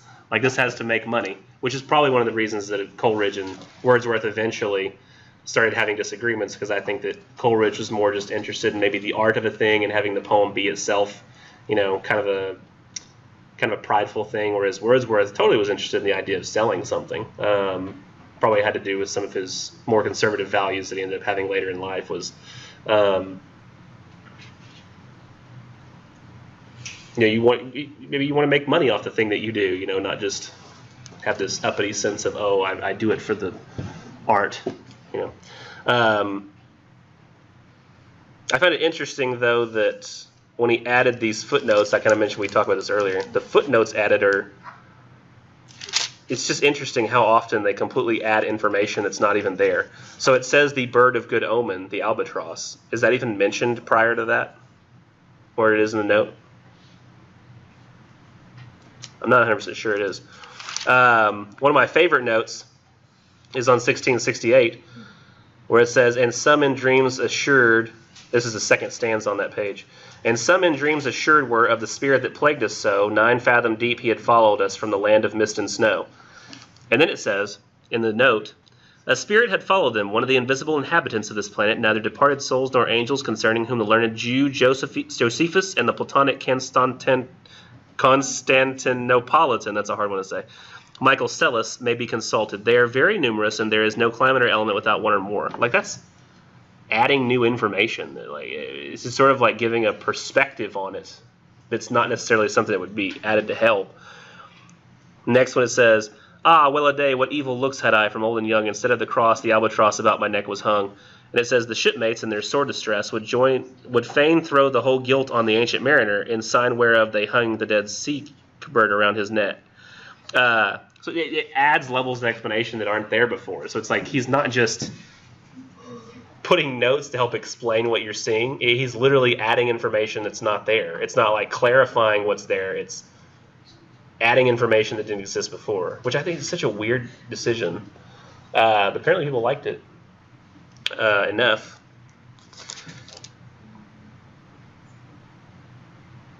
A lot of people mentioned, well, I kind of just want to get to the end of this. When he says, where'd it go? Oh yeah, I lost it. It's about like seeing women, or like, is that death or is that too? Is he talking about like seeing death or something? I just read it right now. You talk about seeing death and life and death, and the voices start talking? It says, is that a death? And are there two? Is death that woman's mate? Yeah. So it says that it's like death and life and death. And they're having essentially an argument over his soul, it seems. Because it says like, I have one or something like that. Yes, they had an argument, or they had essentially played a game, and life and death won. So essentially what's going to happen to him is he won't die. Death wanted him, but he's not going to die. He's going to live a life that is like death. Essentially what he will do is continue the rest of his journey. The dead man will help him get there. Then he will be found. Then he will be compelled. And this is one of the reasons I feel like it really happened. And it's not like him going crazy and thinking it's all happening, is that at the very beginning it says that the person he started telling the story to locked eyes with him, and he felt like he couldn't get away. He's like, yeah, I got this wedding to go to. And then he's like, yeah, he's like, ooh. Like, if I just didn't want to do something, I wouldn't do it. I wouldn't feel hypnotized by an old man who wouldn't stop talking. But yeah, I gotta go. So at the beginning it says, by a long, great beard and glittering eye. It mentions eyes. Yeah, but you just can't stop looking. So I think that that's what life and death got out of this, was that essentially he's compelled to tell the story, and as soon as he finishes, go tell the story again to whomever he's compelled to tell it to. It's almost like a Big Brother punishment, isn't it? Okay, that's That's everything that you were curious about. I have one big thing that I don't think a lot of people mentioned, is that I'm going to go to the footnote down at the bottom on 1680, the 6th footnote, or it says number 6. It says, Coleridge said in 1830, answering the objection of poet Anna Barbeau, and the poem lacked a moral. She said the poem lacked a moral. And he says, I told her that in my own judgment the poem had too much, and that the only or chief fault, if I might say so, was the obtrusion of the moral sentiment so openly on the reader as a principle or cause of action in a work of pure imagination. It ought to have had no more moral than the Arabian Nights tale. And this is really interesting. This is sort of partly what inspired him, I think. Did y'all read this? Is listen to this tale from the Arabian Nights.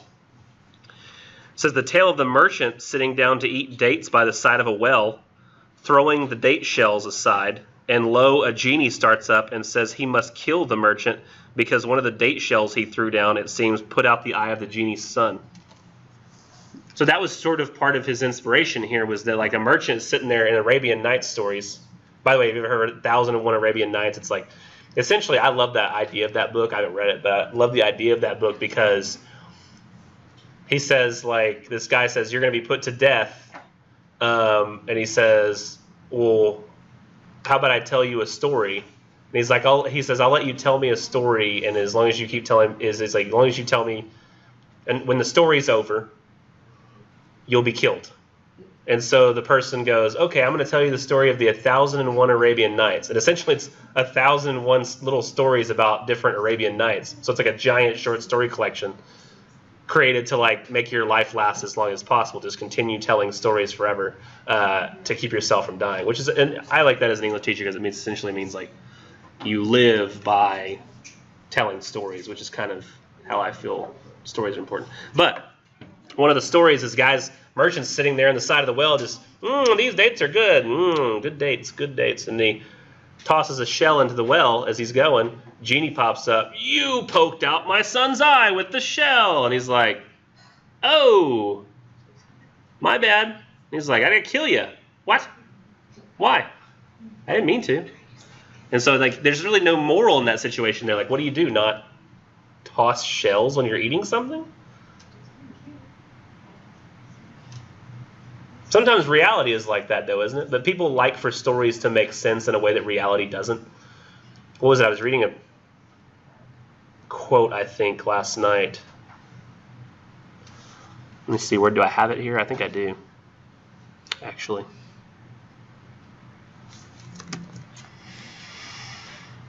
Oh, what happened? It went away.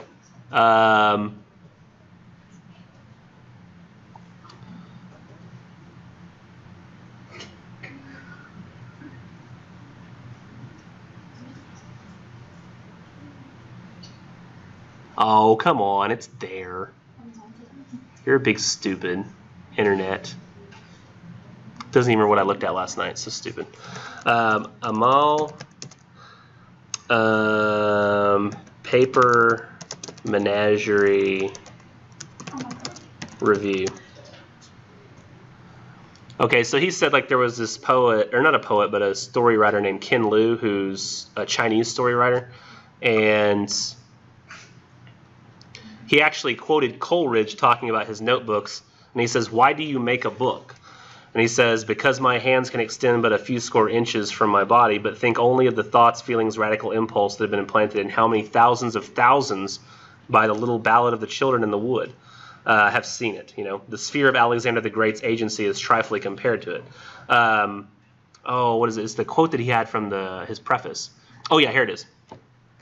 Ken Liu said in his preface to his collection of stories, he said, for me, all fiction is about prizing the logic of metaphors, which is the logic of narratives in general, over reality, which is irreducibly random and senseless. Have you ever thought about that before? I mean, like, reality is irreducibly random and senseless. And that's, I think, why we turn to stories. Because somebody can be driving down the highway, just normal driving, and then you die. Not for anything you did wrong, maybe for something somebody else did wrong. In fact, I think that, Quinlan, y'all had a student that essentially same thing happened, right? Happens to parents, friends, all the time. And there's no logic to it, is there? It's one of the reasons I think that people often will, in their particular religious figure that they believe in, lose faith because they can't find a reason for things that happen. They always ask why. Yeah, there's always a why question because we want we search for meaning all the time, don't we? That's what we do. That's why stories are so compelling to us, poetry, films, because everything that happens in those has a meaning generally. Yeah. And if it starts just giving us random occurrences like in real life, where somebody dies and we don't know why and there's nothing redeemable gathered out of it, like that doesn't feel, we don't want that. And I think that's why a lot of people, you read this and you're like, why the hell did he kill the albatross? Because it doesn't make sense. And at the end, Coleridge actually felt like to get away from that idea, he provided too much of a moral. If you look at the last couple of stanzas, he says, I provided too much of a moral for the story because of what it says here. I think it says that a couple of these stanzas had been removed. And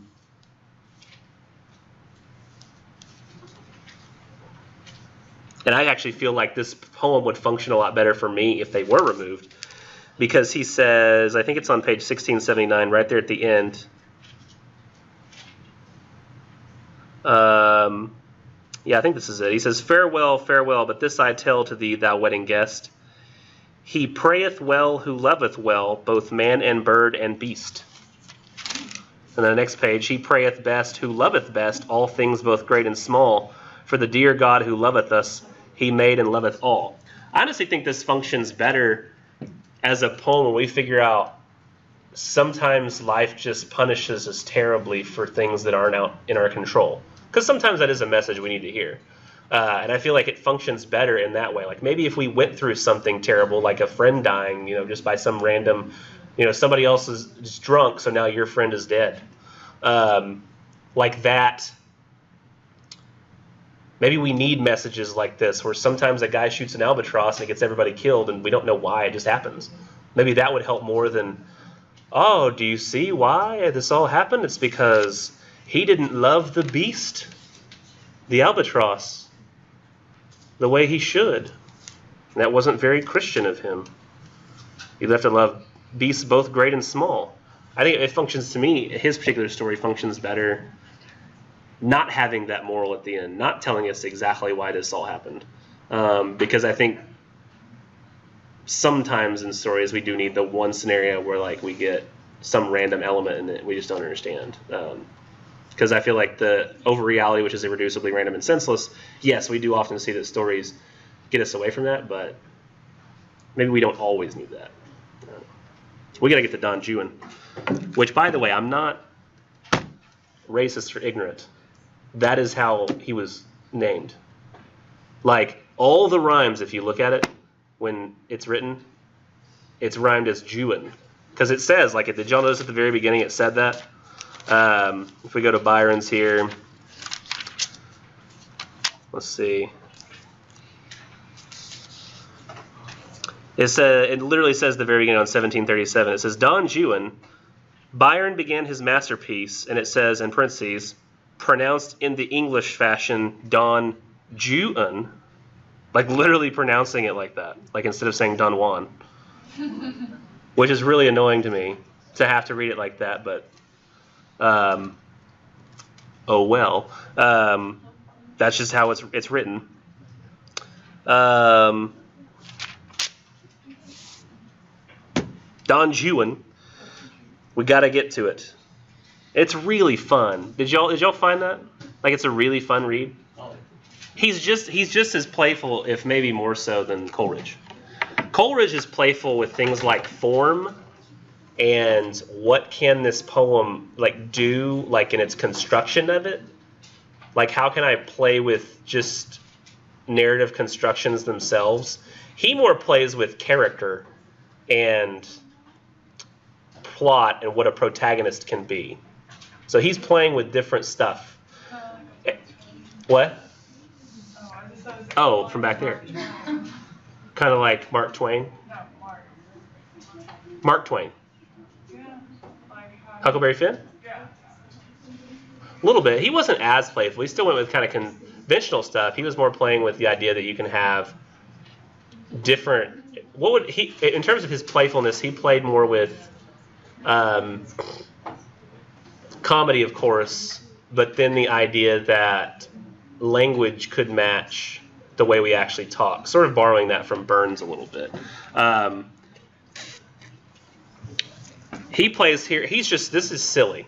He sets up the whole thing for you in the beginning. Did y'all really pay attention? You pay attention in the beginning, you realize it's supposed to be funny.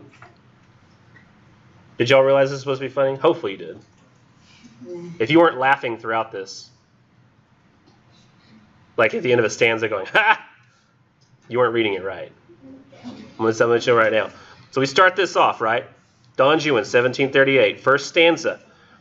So this is on the back of the poet's manuscript of Canto 1. This is what you're supposed to read before you read it. It's like an intro to it. It says, you got to read it very serious to start out. So you don't know that you're supposed to be laughing yet. It says, I would to heaven that I were so much clay, as I am blood, bone, marrow, passion, feeling. Because at least the past were passed away. And for the future, it sounds very inspiring so far, doesn't it? No. Inspiring so far. The past were passed away. That's kind of nice sounding, right? And for the future, and then he puts in parentheses, but I write this reeling, having got drunk exceedingly today, so that I seem to stand upon the ceiling. So he's saying all this stuff he's been saying as he's really drunk. And he says, I say, the future is a serious matter, and so, oh, for God's sake, Hawkins soda water. He's calling for something to help with his hangover. Like, so before he can finish his thought, he calls, bring me something to help with his hangover. My gosh. Ugh. So he stops his compelling thought in the middle so he can ask for something to help with his hangover. I mean, it's going to be silly, this whole thing. And it is. The whole thing's silly. Let me see, where's some of his more funny lines from the beginning?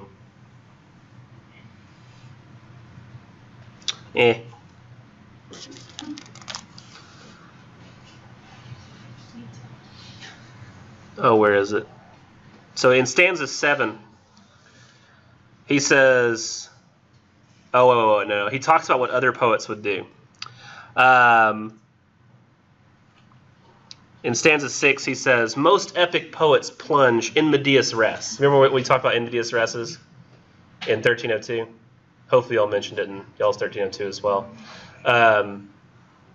In medias res is starting in the middle of things. Like things are already happening and you just sort of jump in instead of giving a whole lot of exposition. And he says, Horace makes this the heroic turnpike road. And then your hero tells, whenever you please, what went before by way of episode. While seated after dinner at his case, beside his mistress in some soft abode, palace or garden, paradise or cavern, which serves the happy couple for a tavern. He's like, this is what normal people would do. You'd have somebody saying, yes, here's what came before.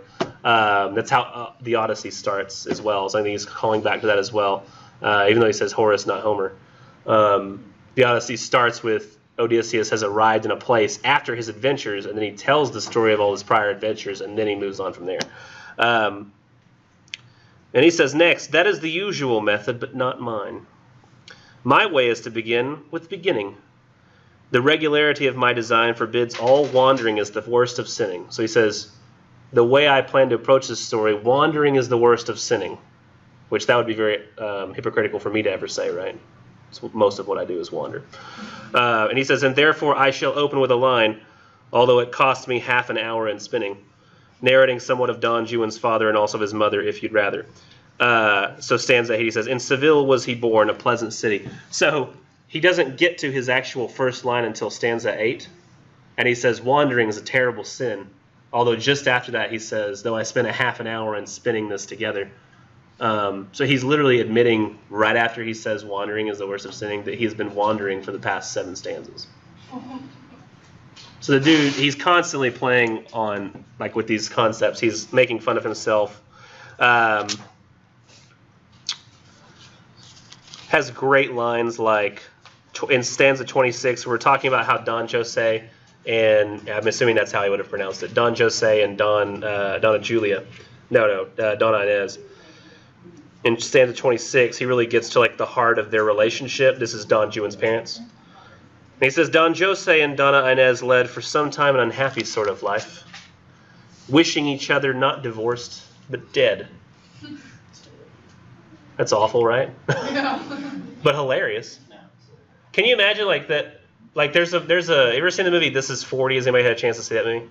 It's hilarious. It's like the sequel sort of, because it contains some of the same characters in the movie Knocked Up. You ever heard of that one? You know, where the girl, like, they have like a one night stand and they get pregnant and they decide to keep it and try to raise it together. Well, the next movie was called This Is 40, but it's two of the characters in that movie, but now they're 40-year-old parents and they're raising kids. And one of the things that happened in that movie was the husband was talking about his wife to his friend at this restaurant, and he says, "Do you ever imagine like your wife's death, her death, like when she would just die, not like a pain?" And then the guy says, "Yeah, not like a painful death." And he's like, "No, not a painful, like just slowly, like while sleeping, slip into death." And he says, "Well, yeah, of course. I mean, this is the mother of your children." You know, it's just so weird hearing them talk about that. But I mean, it sort of echoes this sensibility that, like, sometimes, like, you don't want to, the feelings you've developed with someone over time, you don't want to divorce them. You just wish that they no longer existed. That would make life easier. I think this is also something that happens with, like, ex-wives. I would guess. Or ex-husbands, I should say. Huh? No, not personal experience. I'm not like that. You wish that all the problems were gone, but you don't wish somebody dead. That'd be wrong. But like, it's sort of like I could see their whole relationship in this phrase. Like, they wished each other not divorced but dead. Like, it would just be so much better if one of them or the other was dead. And then it's interesting here how they were starting to get a divorce, and you can see, like it says 28, she kept a journal where his faults were noted. Like Oh my gosh. Yeah, like literally every problem she has with him, she's writing down. And it's interesting here, like when you get to stanza 32, everybody was really excited. Everybody's really excited at the end of stanza 32. They're going to see a law case, you know, because you don't really hang people a lot, so that you can't just go and like. They didn't have TV, nothing to keep them interested. So when there was a law case, it was awesome. Divorce case, they were excited about it. Hey, what happened? Let's get back to it. It says, stanza 32, the end. Said the lawyers did their utmost for divorce, but scarce a fee was paid on either side before, unluckily, Don Jose died. So really the whole problem here was not that Don Jose died. That wasn't the issue. Was that Don Jose died, and there was going to be a huge law case. Now everybody's being deprived of that really interesting drama. And then the next stanza starts with, he died, and most unluckily because nobody's going to see the law court case anymore. That's sad.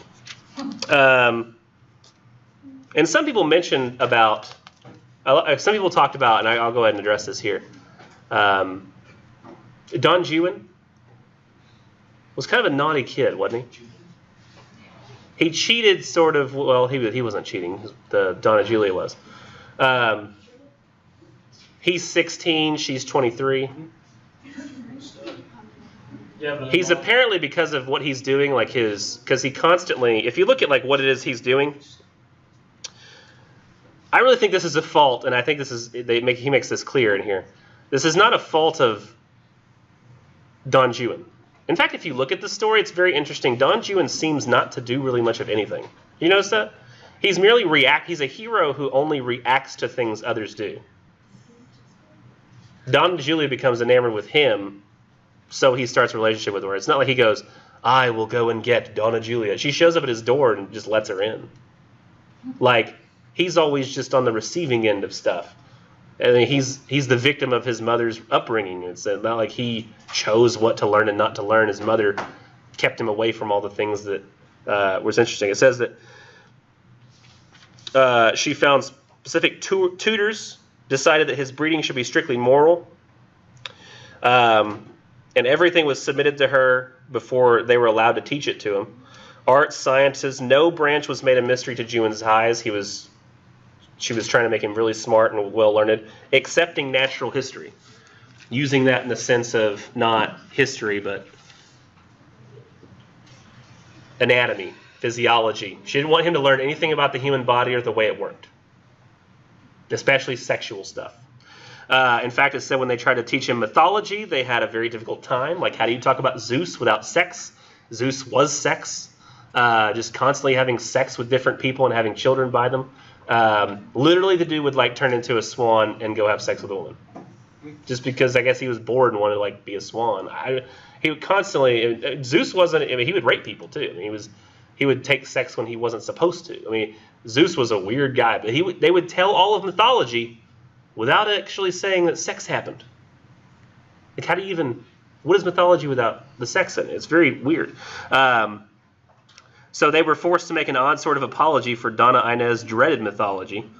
And where is the part where it says, oh, I can't find it.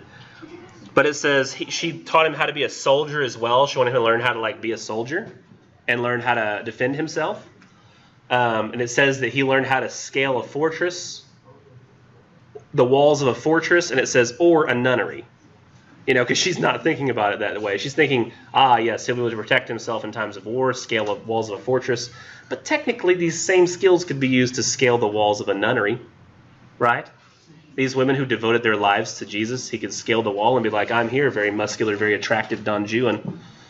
How are all of you ladies who don't get to see men ever? And they're like, well... And it's sort of what happened to Donna Julia. It's just as he started to grow, she started being like, this kid is getting hot. He's hot. His own mom? No, Donna Inez's mom. Woo, no. This is not a less veiled Oedipus scenario. We read that. Now, this is sad, though, for Julia, because if you look at, and all this is the result of what Julia's going through, not Juan. It says in stanza 62, wedded she was some years unto a man of 50, such husbands are in plenty. And yet, I think instead of such a one husband, 'twere better to have 2 of 5 and 20. Right? I mean, it sucks for the woman, like she gets married, right? Can y'all imagine, like, just you in the prime of your life right now, married off to somebody who's upwards, of 50? Sugar daddy. That doesn't sound good. Not at all. I mean, we didn't like it with Wife of Bath either, right? Getting married off at 12. No. But can you imagine, like, you're just married off, and this is your husband now. Be loyal to him. You can't live your life. It's a little bit different now because we live in a scenario where, like, usually you fall in love, then get married. So we somehow feel the love is what seals the contract, correct? We feel like the love is the reason that I should stay loyal to you is because we fell in love, we made a commitment. This commitment was sort of like, yeah, some guy wanted to marry somebody. You were there, your parents agreed, and now you're married. Be loyal. Why? And it's sort of like, why? I mean, well, because, God has seen over this marriage. God didn't give me a choice here in this particular scenario. So we see her as a cheater, but I mean, it wasn't like she pursued this guy like, oh, please give me an old, hairy, graying guy that I can love. It wasn't like her. It doesn't sound like it was. So this little 16-year-old kid who's very attractive and very learned, she knows all his learning because she's like a tutor of his. Interesting. Juan she saw, and as a pretty child caressed him often. Such a thing might be quite innocently done in harmless style when she had 20 years and 13 he. But those few short years make a huge difference. And this is interesting. She went to say, in step 76, she decided it was inappropriate. She was attracted to Juan. She's got to go tell Donna Inez that she can't be his tutor anymore. And it says she vowed she never would see Juan more, and the next day paid a visit to his mother, and looked extremely at the opening door, which by the Virgin's grace let in another. Grateful she was, and yet a little sore. Again it opens, it can be no other. 'Tis surely Juan now. No, I'm afraid that night the Virgin was no further prayed. She was like, I will pray to the Virgin Mary. I will ask her what to do. Oh, okay, I need to go ask Donna Inez not to be his tutor anymore. I just can't do it. And who opens the door but Juan? And so she doesn't pray to the Virgin Mary that night. She stays his tutor. And she pulls, what? Would you say she kind of lost faith? I don't know if lost faith so much as the temptations beyond faith were so much nicer. So she says in 77, it says, she pulls an Eve, basically. She now determined that a virtuous woman should rather face and overcome temptation. So she should remain his tutor. And by not being a part of that temptation, she shows God how worthy she is. Because Juan's there, he's hot. She doesn't act on it.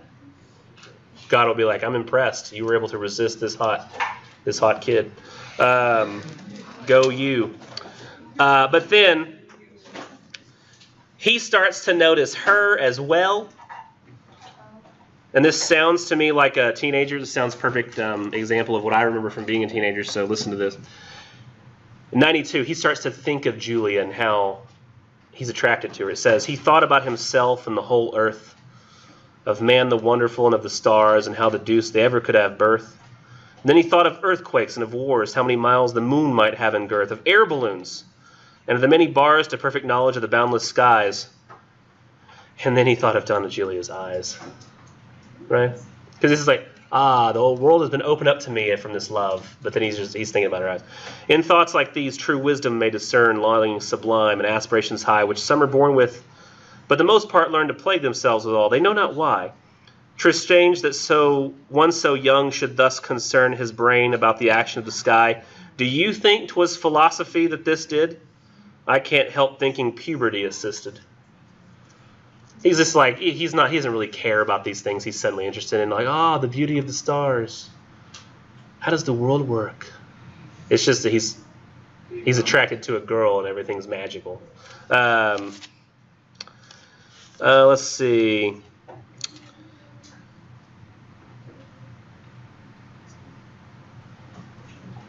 Where is it?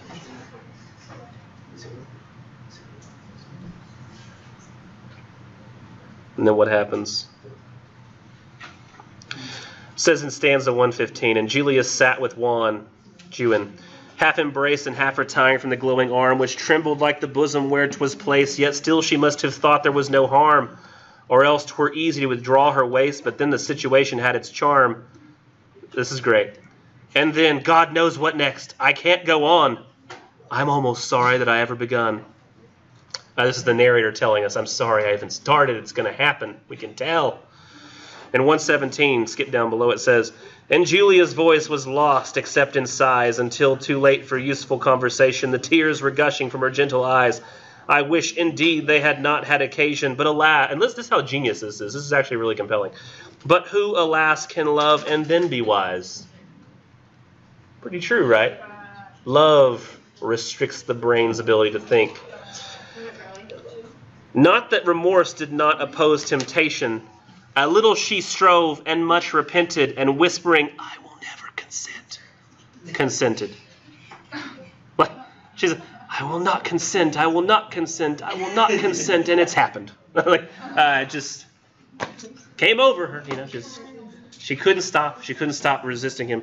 And then, of course, and I have to kind of speed through this end, eventually, I got to read this one little thing. It's the last thing I'll read for fullness. And then 133, after they go through their whole tryst and like they've connected,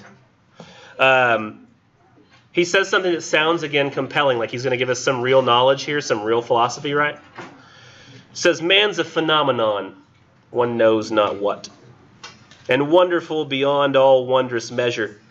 'Tis pity, though, in this sublime world, that pleasure's a sin, and sometimes sin's a pleasure. Few mortals know what end they would be at, but whether glory, power, or love, or treasure, the path is through perplexing ways, and when the goal is gained, we die. And that's where the stanza ends. That's the last thing you see in that stanza. So you're like, and then what? What happens? Tell us the meaning of life. Stanza 134. What then? I do not know, no more than you. And so good night. Return we to our story. So he literally is about to hit the meaning of life, it sounds like, and then just says, so what happens then? I don't know. You don't either. Let's go on. He always has these promises that it seems like he's going to give us, and then he never delivers. It's just all throughout the whole thing. And then I can basically sum up what happens next with Don Alfonso, who's Donna Julia's husband, starts to get suspicious, brings a whole bunch of people. to essentially prove himself the thing he most abhorred, a cuckold. They hide him in the bed, Don Juan. He's hiding in the bed, literally under the sheets, and they don't look in there. All these guys who are Don Alfonso's friends are accusing her of cheating and looking all around the room, underneath the bed, even. Yes? I read it as like they threw the sheets on the floor, and it was like a pile on the floor, and he was just like in the pile, but it looked like just a pile of sheets. No, because it actually says that he is shoved between their bodies, having two women's bodies pressed upon him in the bed, and then somehow they hid that. And they're all just wandering around the room, and then suddenly, like, he goes and he comes back and tries to apologize, and that's when he sees, somehow didn't notice it before, his shoes. Oh, yeah. And then they get in a fight, and Don Alfonso's like, ah! And then, like, Don Juan kicks the crap out of him, because he's a 16-year-old who's been studying how to be a soldier, and wanders out of there naked and gets back home. And Donna Julia writes him these, like, impassioned letters about how, oh, what I've done, I have to go to a nunnery now, and I writes these letters of love to him, and like it seems like he largely, like, everything that happened, like, he seems mostly unscathed by the whole experience. It seems like, oh, cool, I fell in love once, that was fun.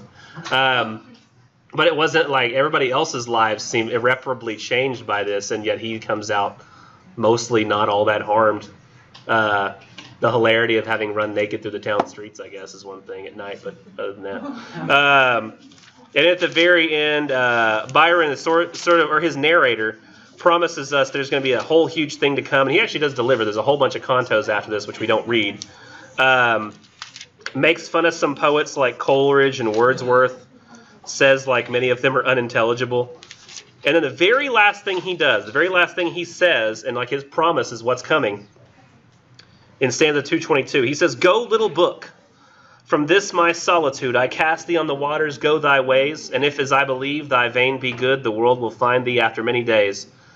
When Southey's read and Wordsworth's understood, I can't help putting in my claim to praise. The first 4 rhymes are Southey's every line. For God's sake, reader, do not take them for mine." He uses the guy's lines to say, we will go forth from here, and then afterwards says, please don't mistake those lines for mine. They're not. They're written by some inferior poet. Yet he uses them to do exactly. The dude's like so. It's so much irony the whole time of like the things he says he does the opposite of. It's so crazy. Hopefully y'all enjoyed it. Next time, Shelley and Keats. A lot of sad stuff in those guys. Hopeful yet also sad. They have the shortest poems though, so y'all probably like them the best. Oh, thank you.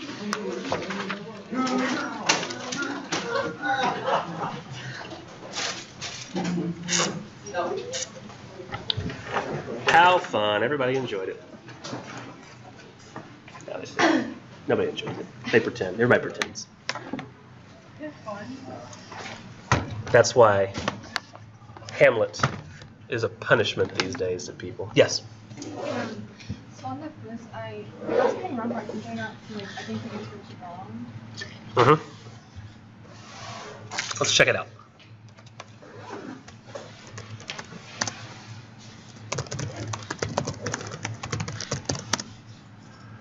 And this was on the quiz 1, right? Okay, let's see.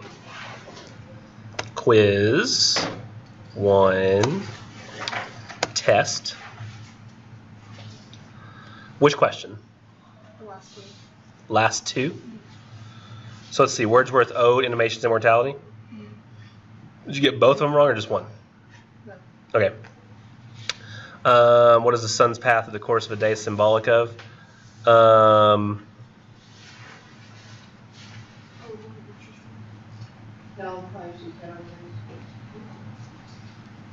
What did you put? One about like heaven and like death. Oh, soul's origin at birth and ascension to heaven at the death of man. Yeah, that can't be it, because he talks about in the poem how the soul exists before in heaven, then comes into your body. You live your life. The sun goes over the land with you. And then you go back into the ocean at the end. So if it says soul's origin at birth, since it doesn't originate at birth, it originates beforehand, that wouldn't work. But the second one, Wordsworth Ode, Intimations of Immortality, lines, what rhetorical structure the last lines seem to echo according to Nichols? I didn't cover it. Yeah, you're right. So I should just give you. I'll I'll just change your credit for that one. I'll change it to an actual answer. I didn't cover that. I was so crazy because I was like, I almost said it in class. Like I said, listen, it kind of sounds like a benediction. Like I was about to say those words, but something somebody said distracted me from it, and so I didn't say the words. But yeah, I'll correct your credit. I'm not going to correct anybody else's unless they ask me. Because otherwise they just accepted the idea that they got that wrong. So I'll just manually change your grade to 10 points higher. If I can, let's see. I want to do that in front of you because I'm one of those people where if I don't do it in front of your face, Paulina.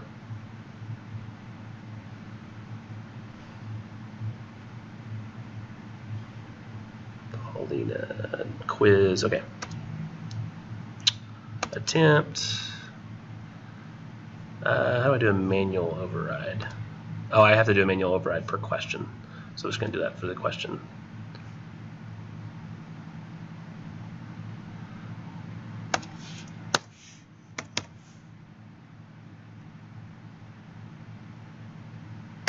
Make sure it says what it's supposed to say now. Yeah, there you go. You betcha. You should see a 10-point higher grade there now.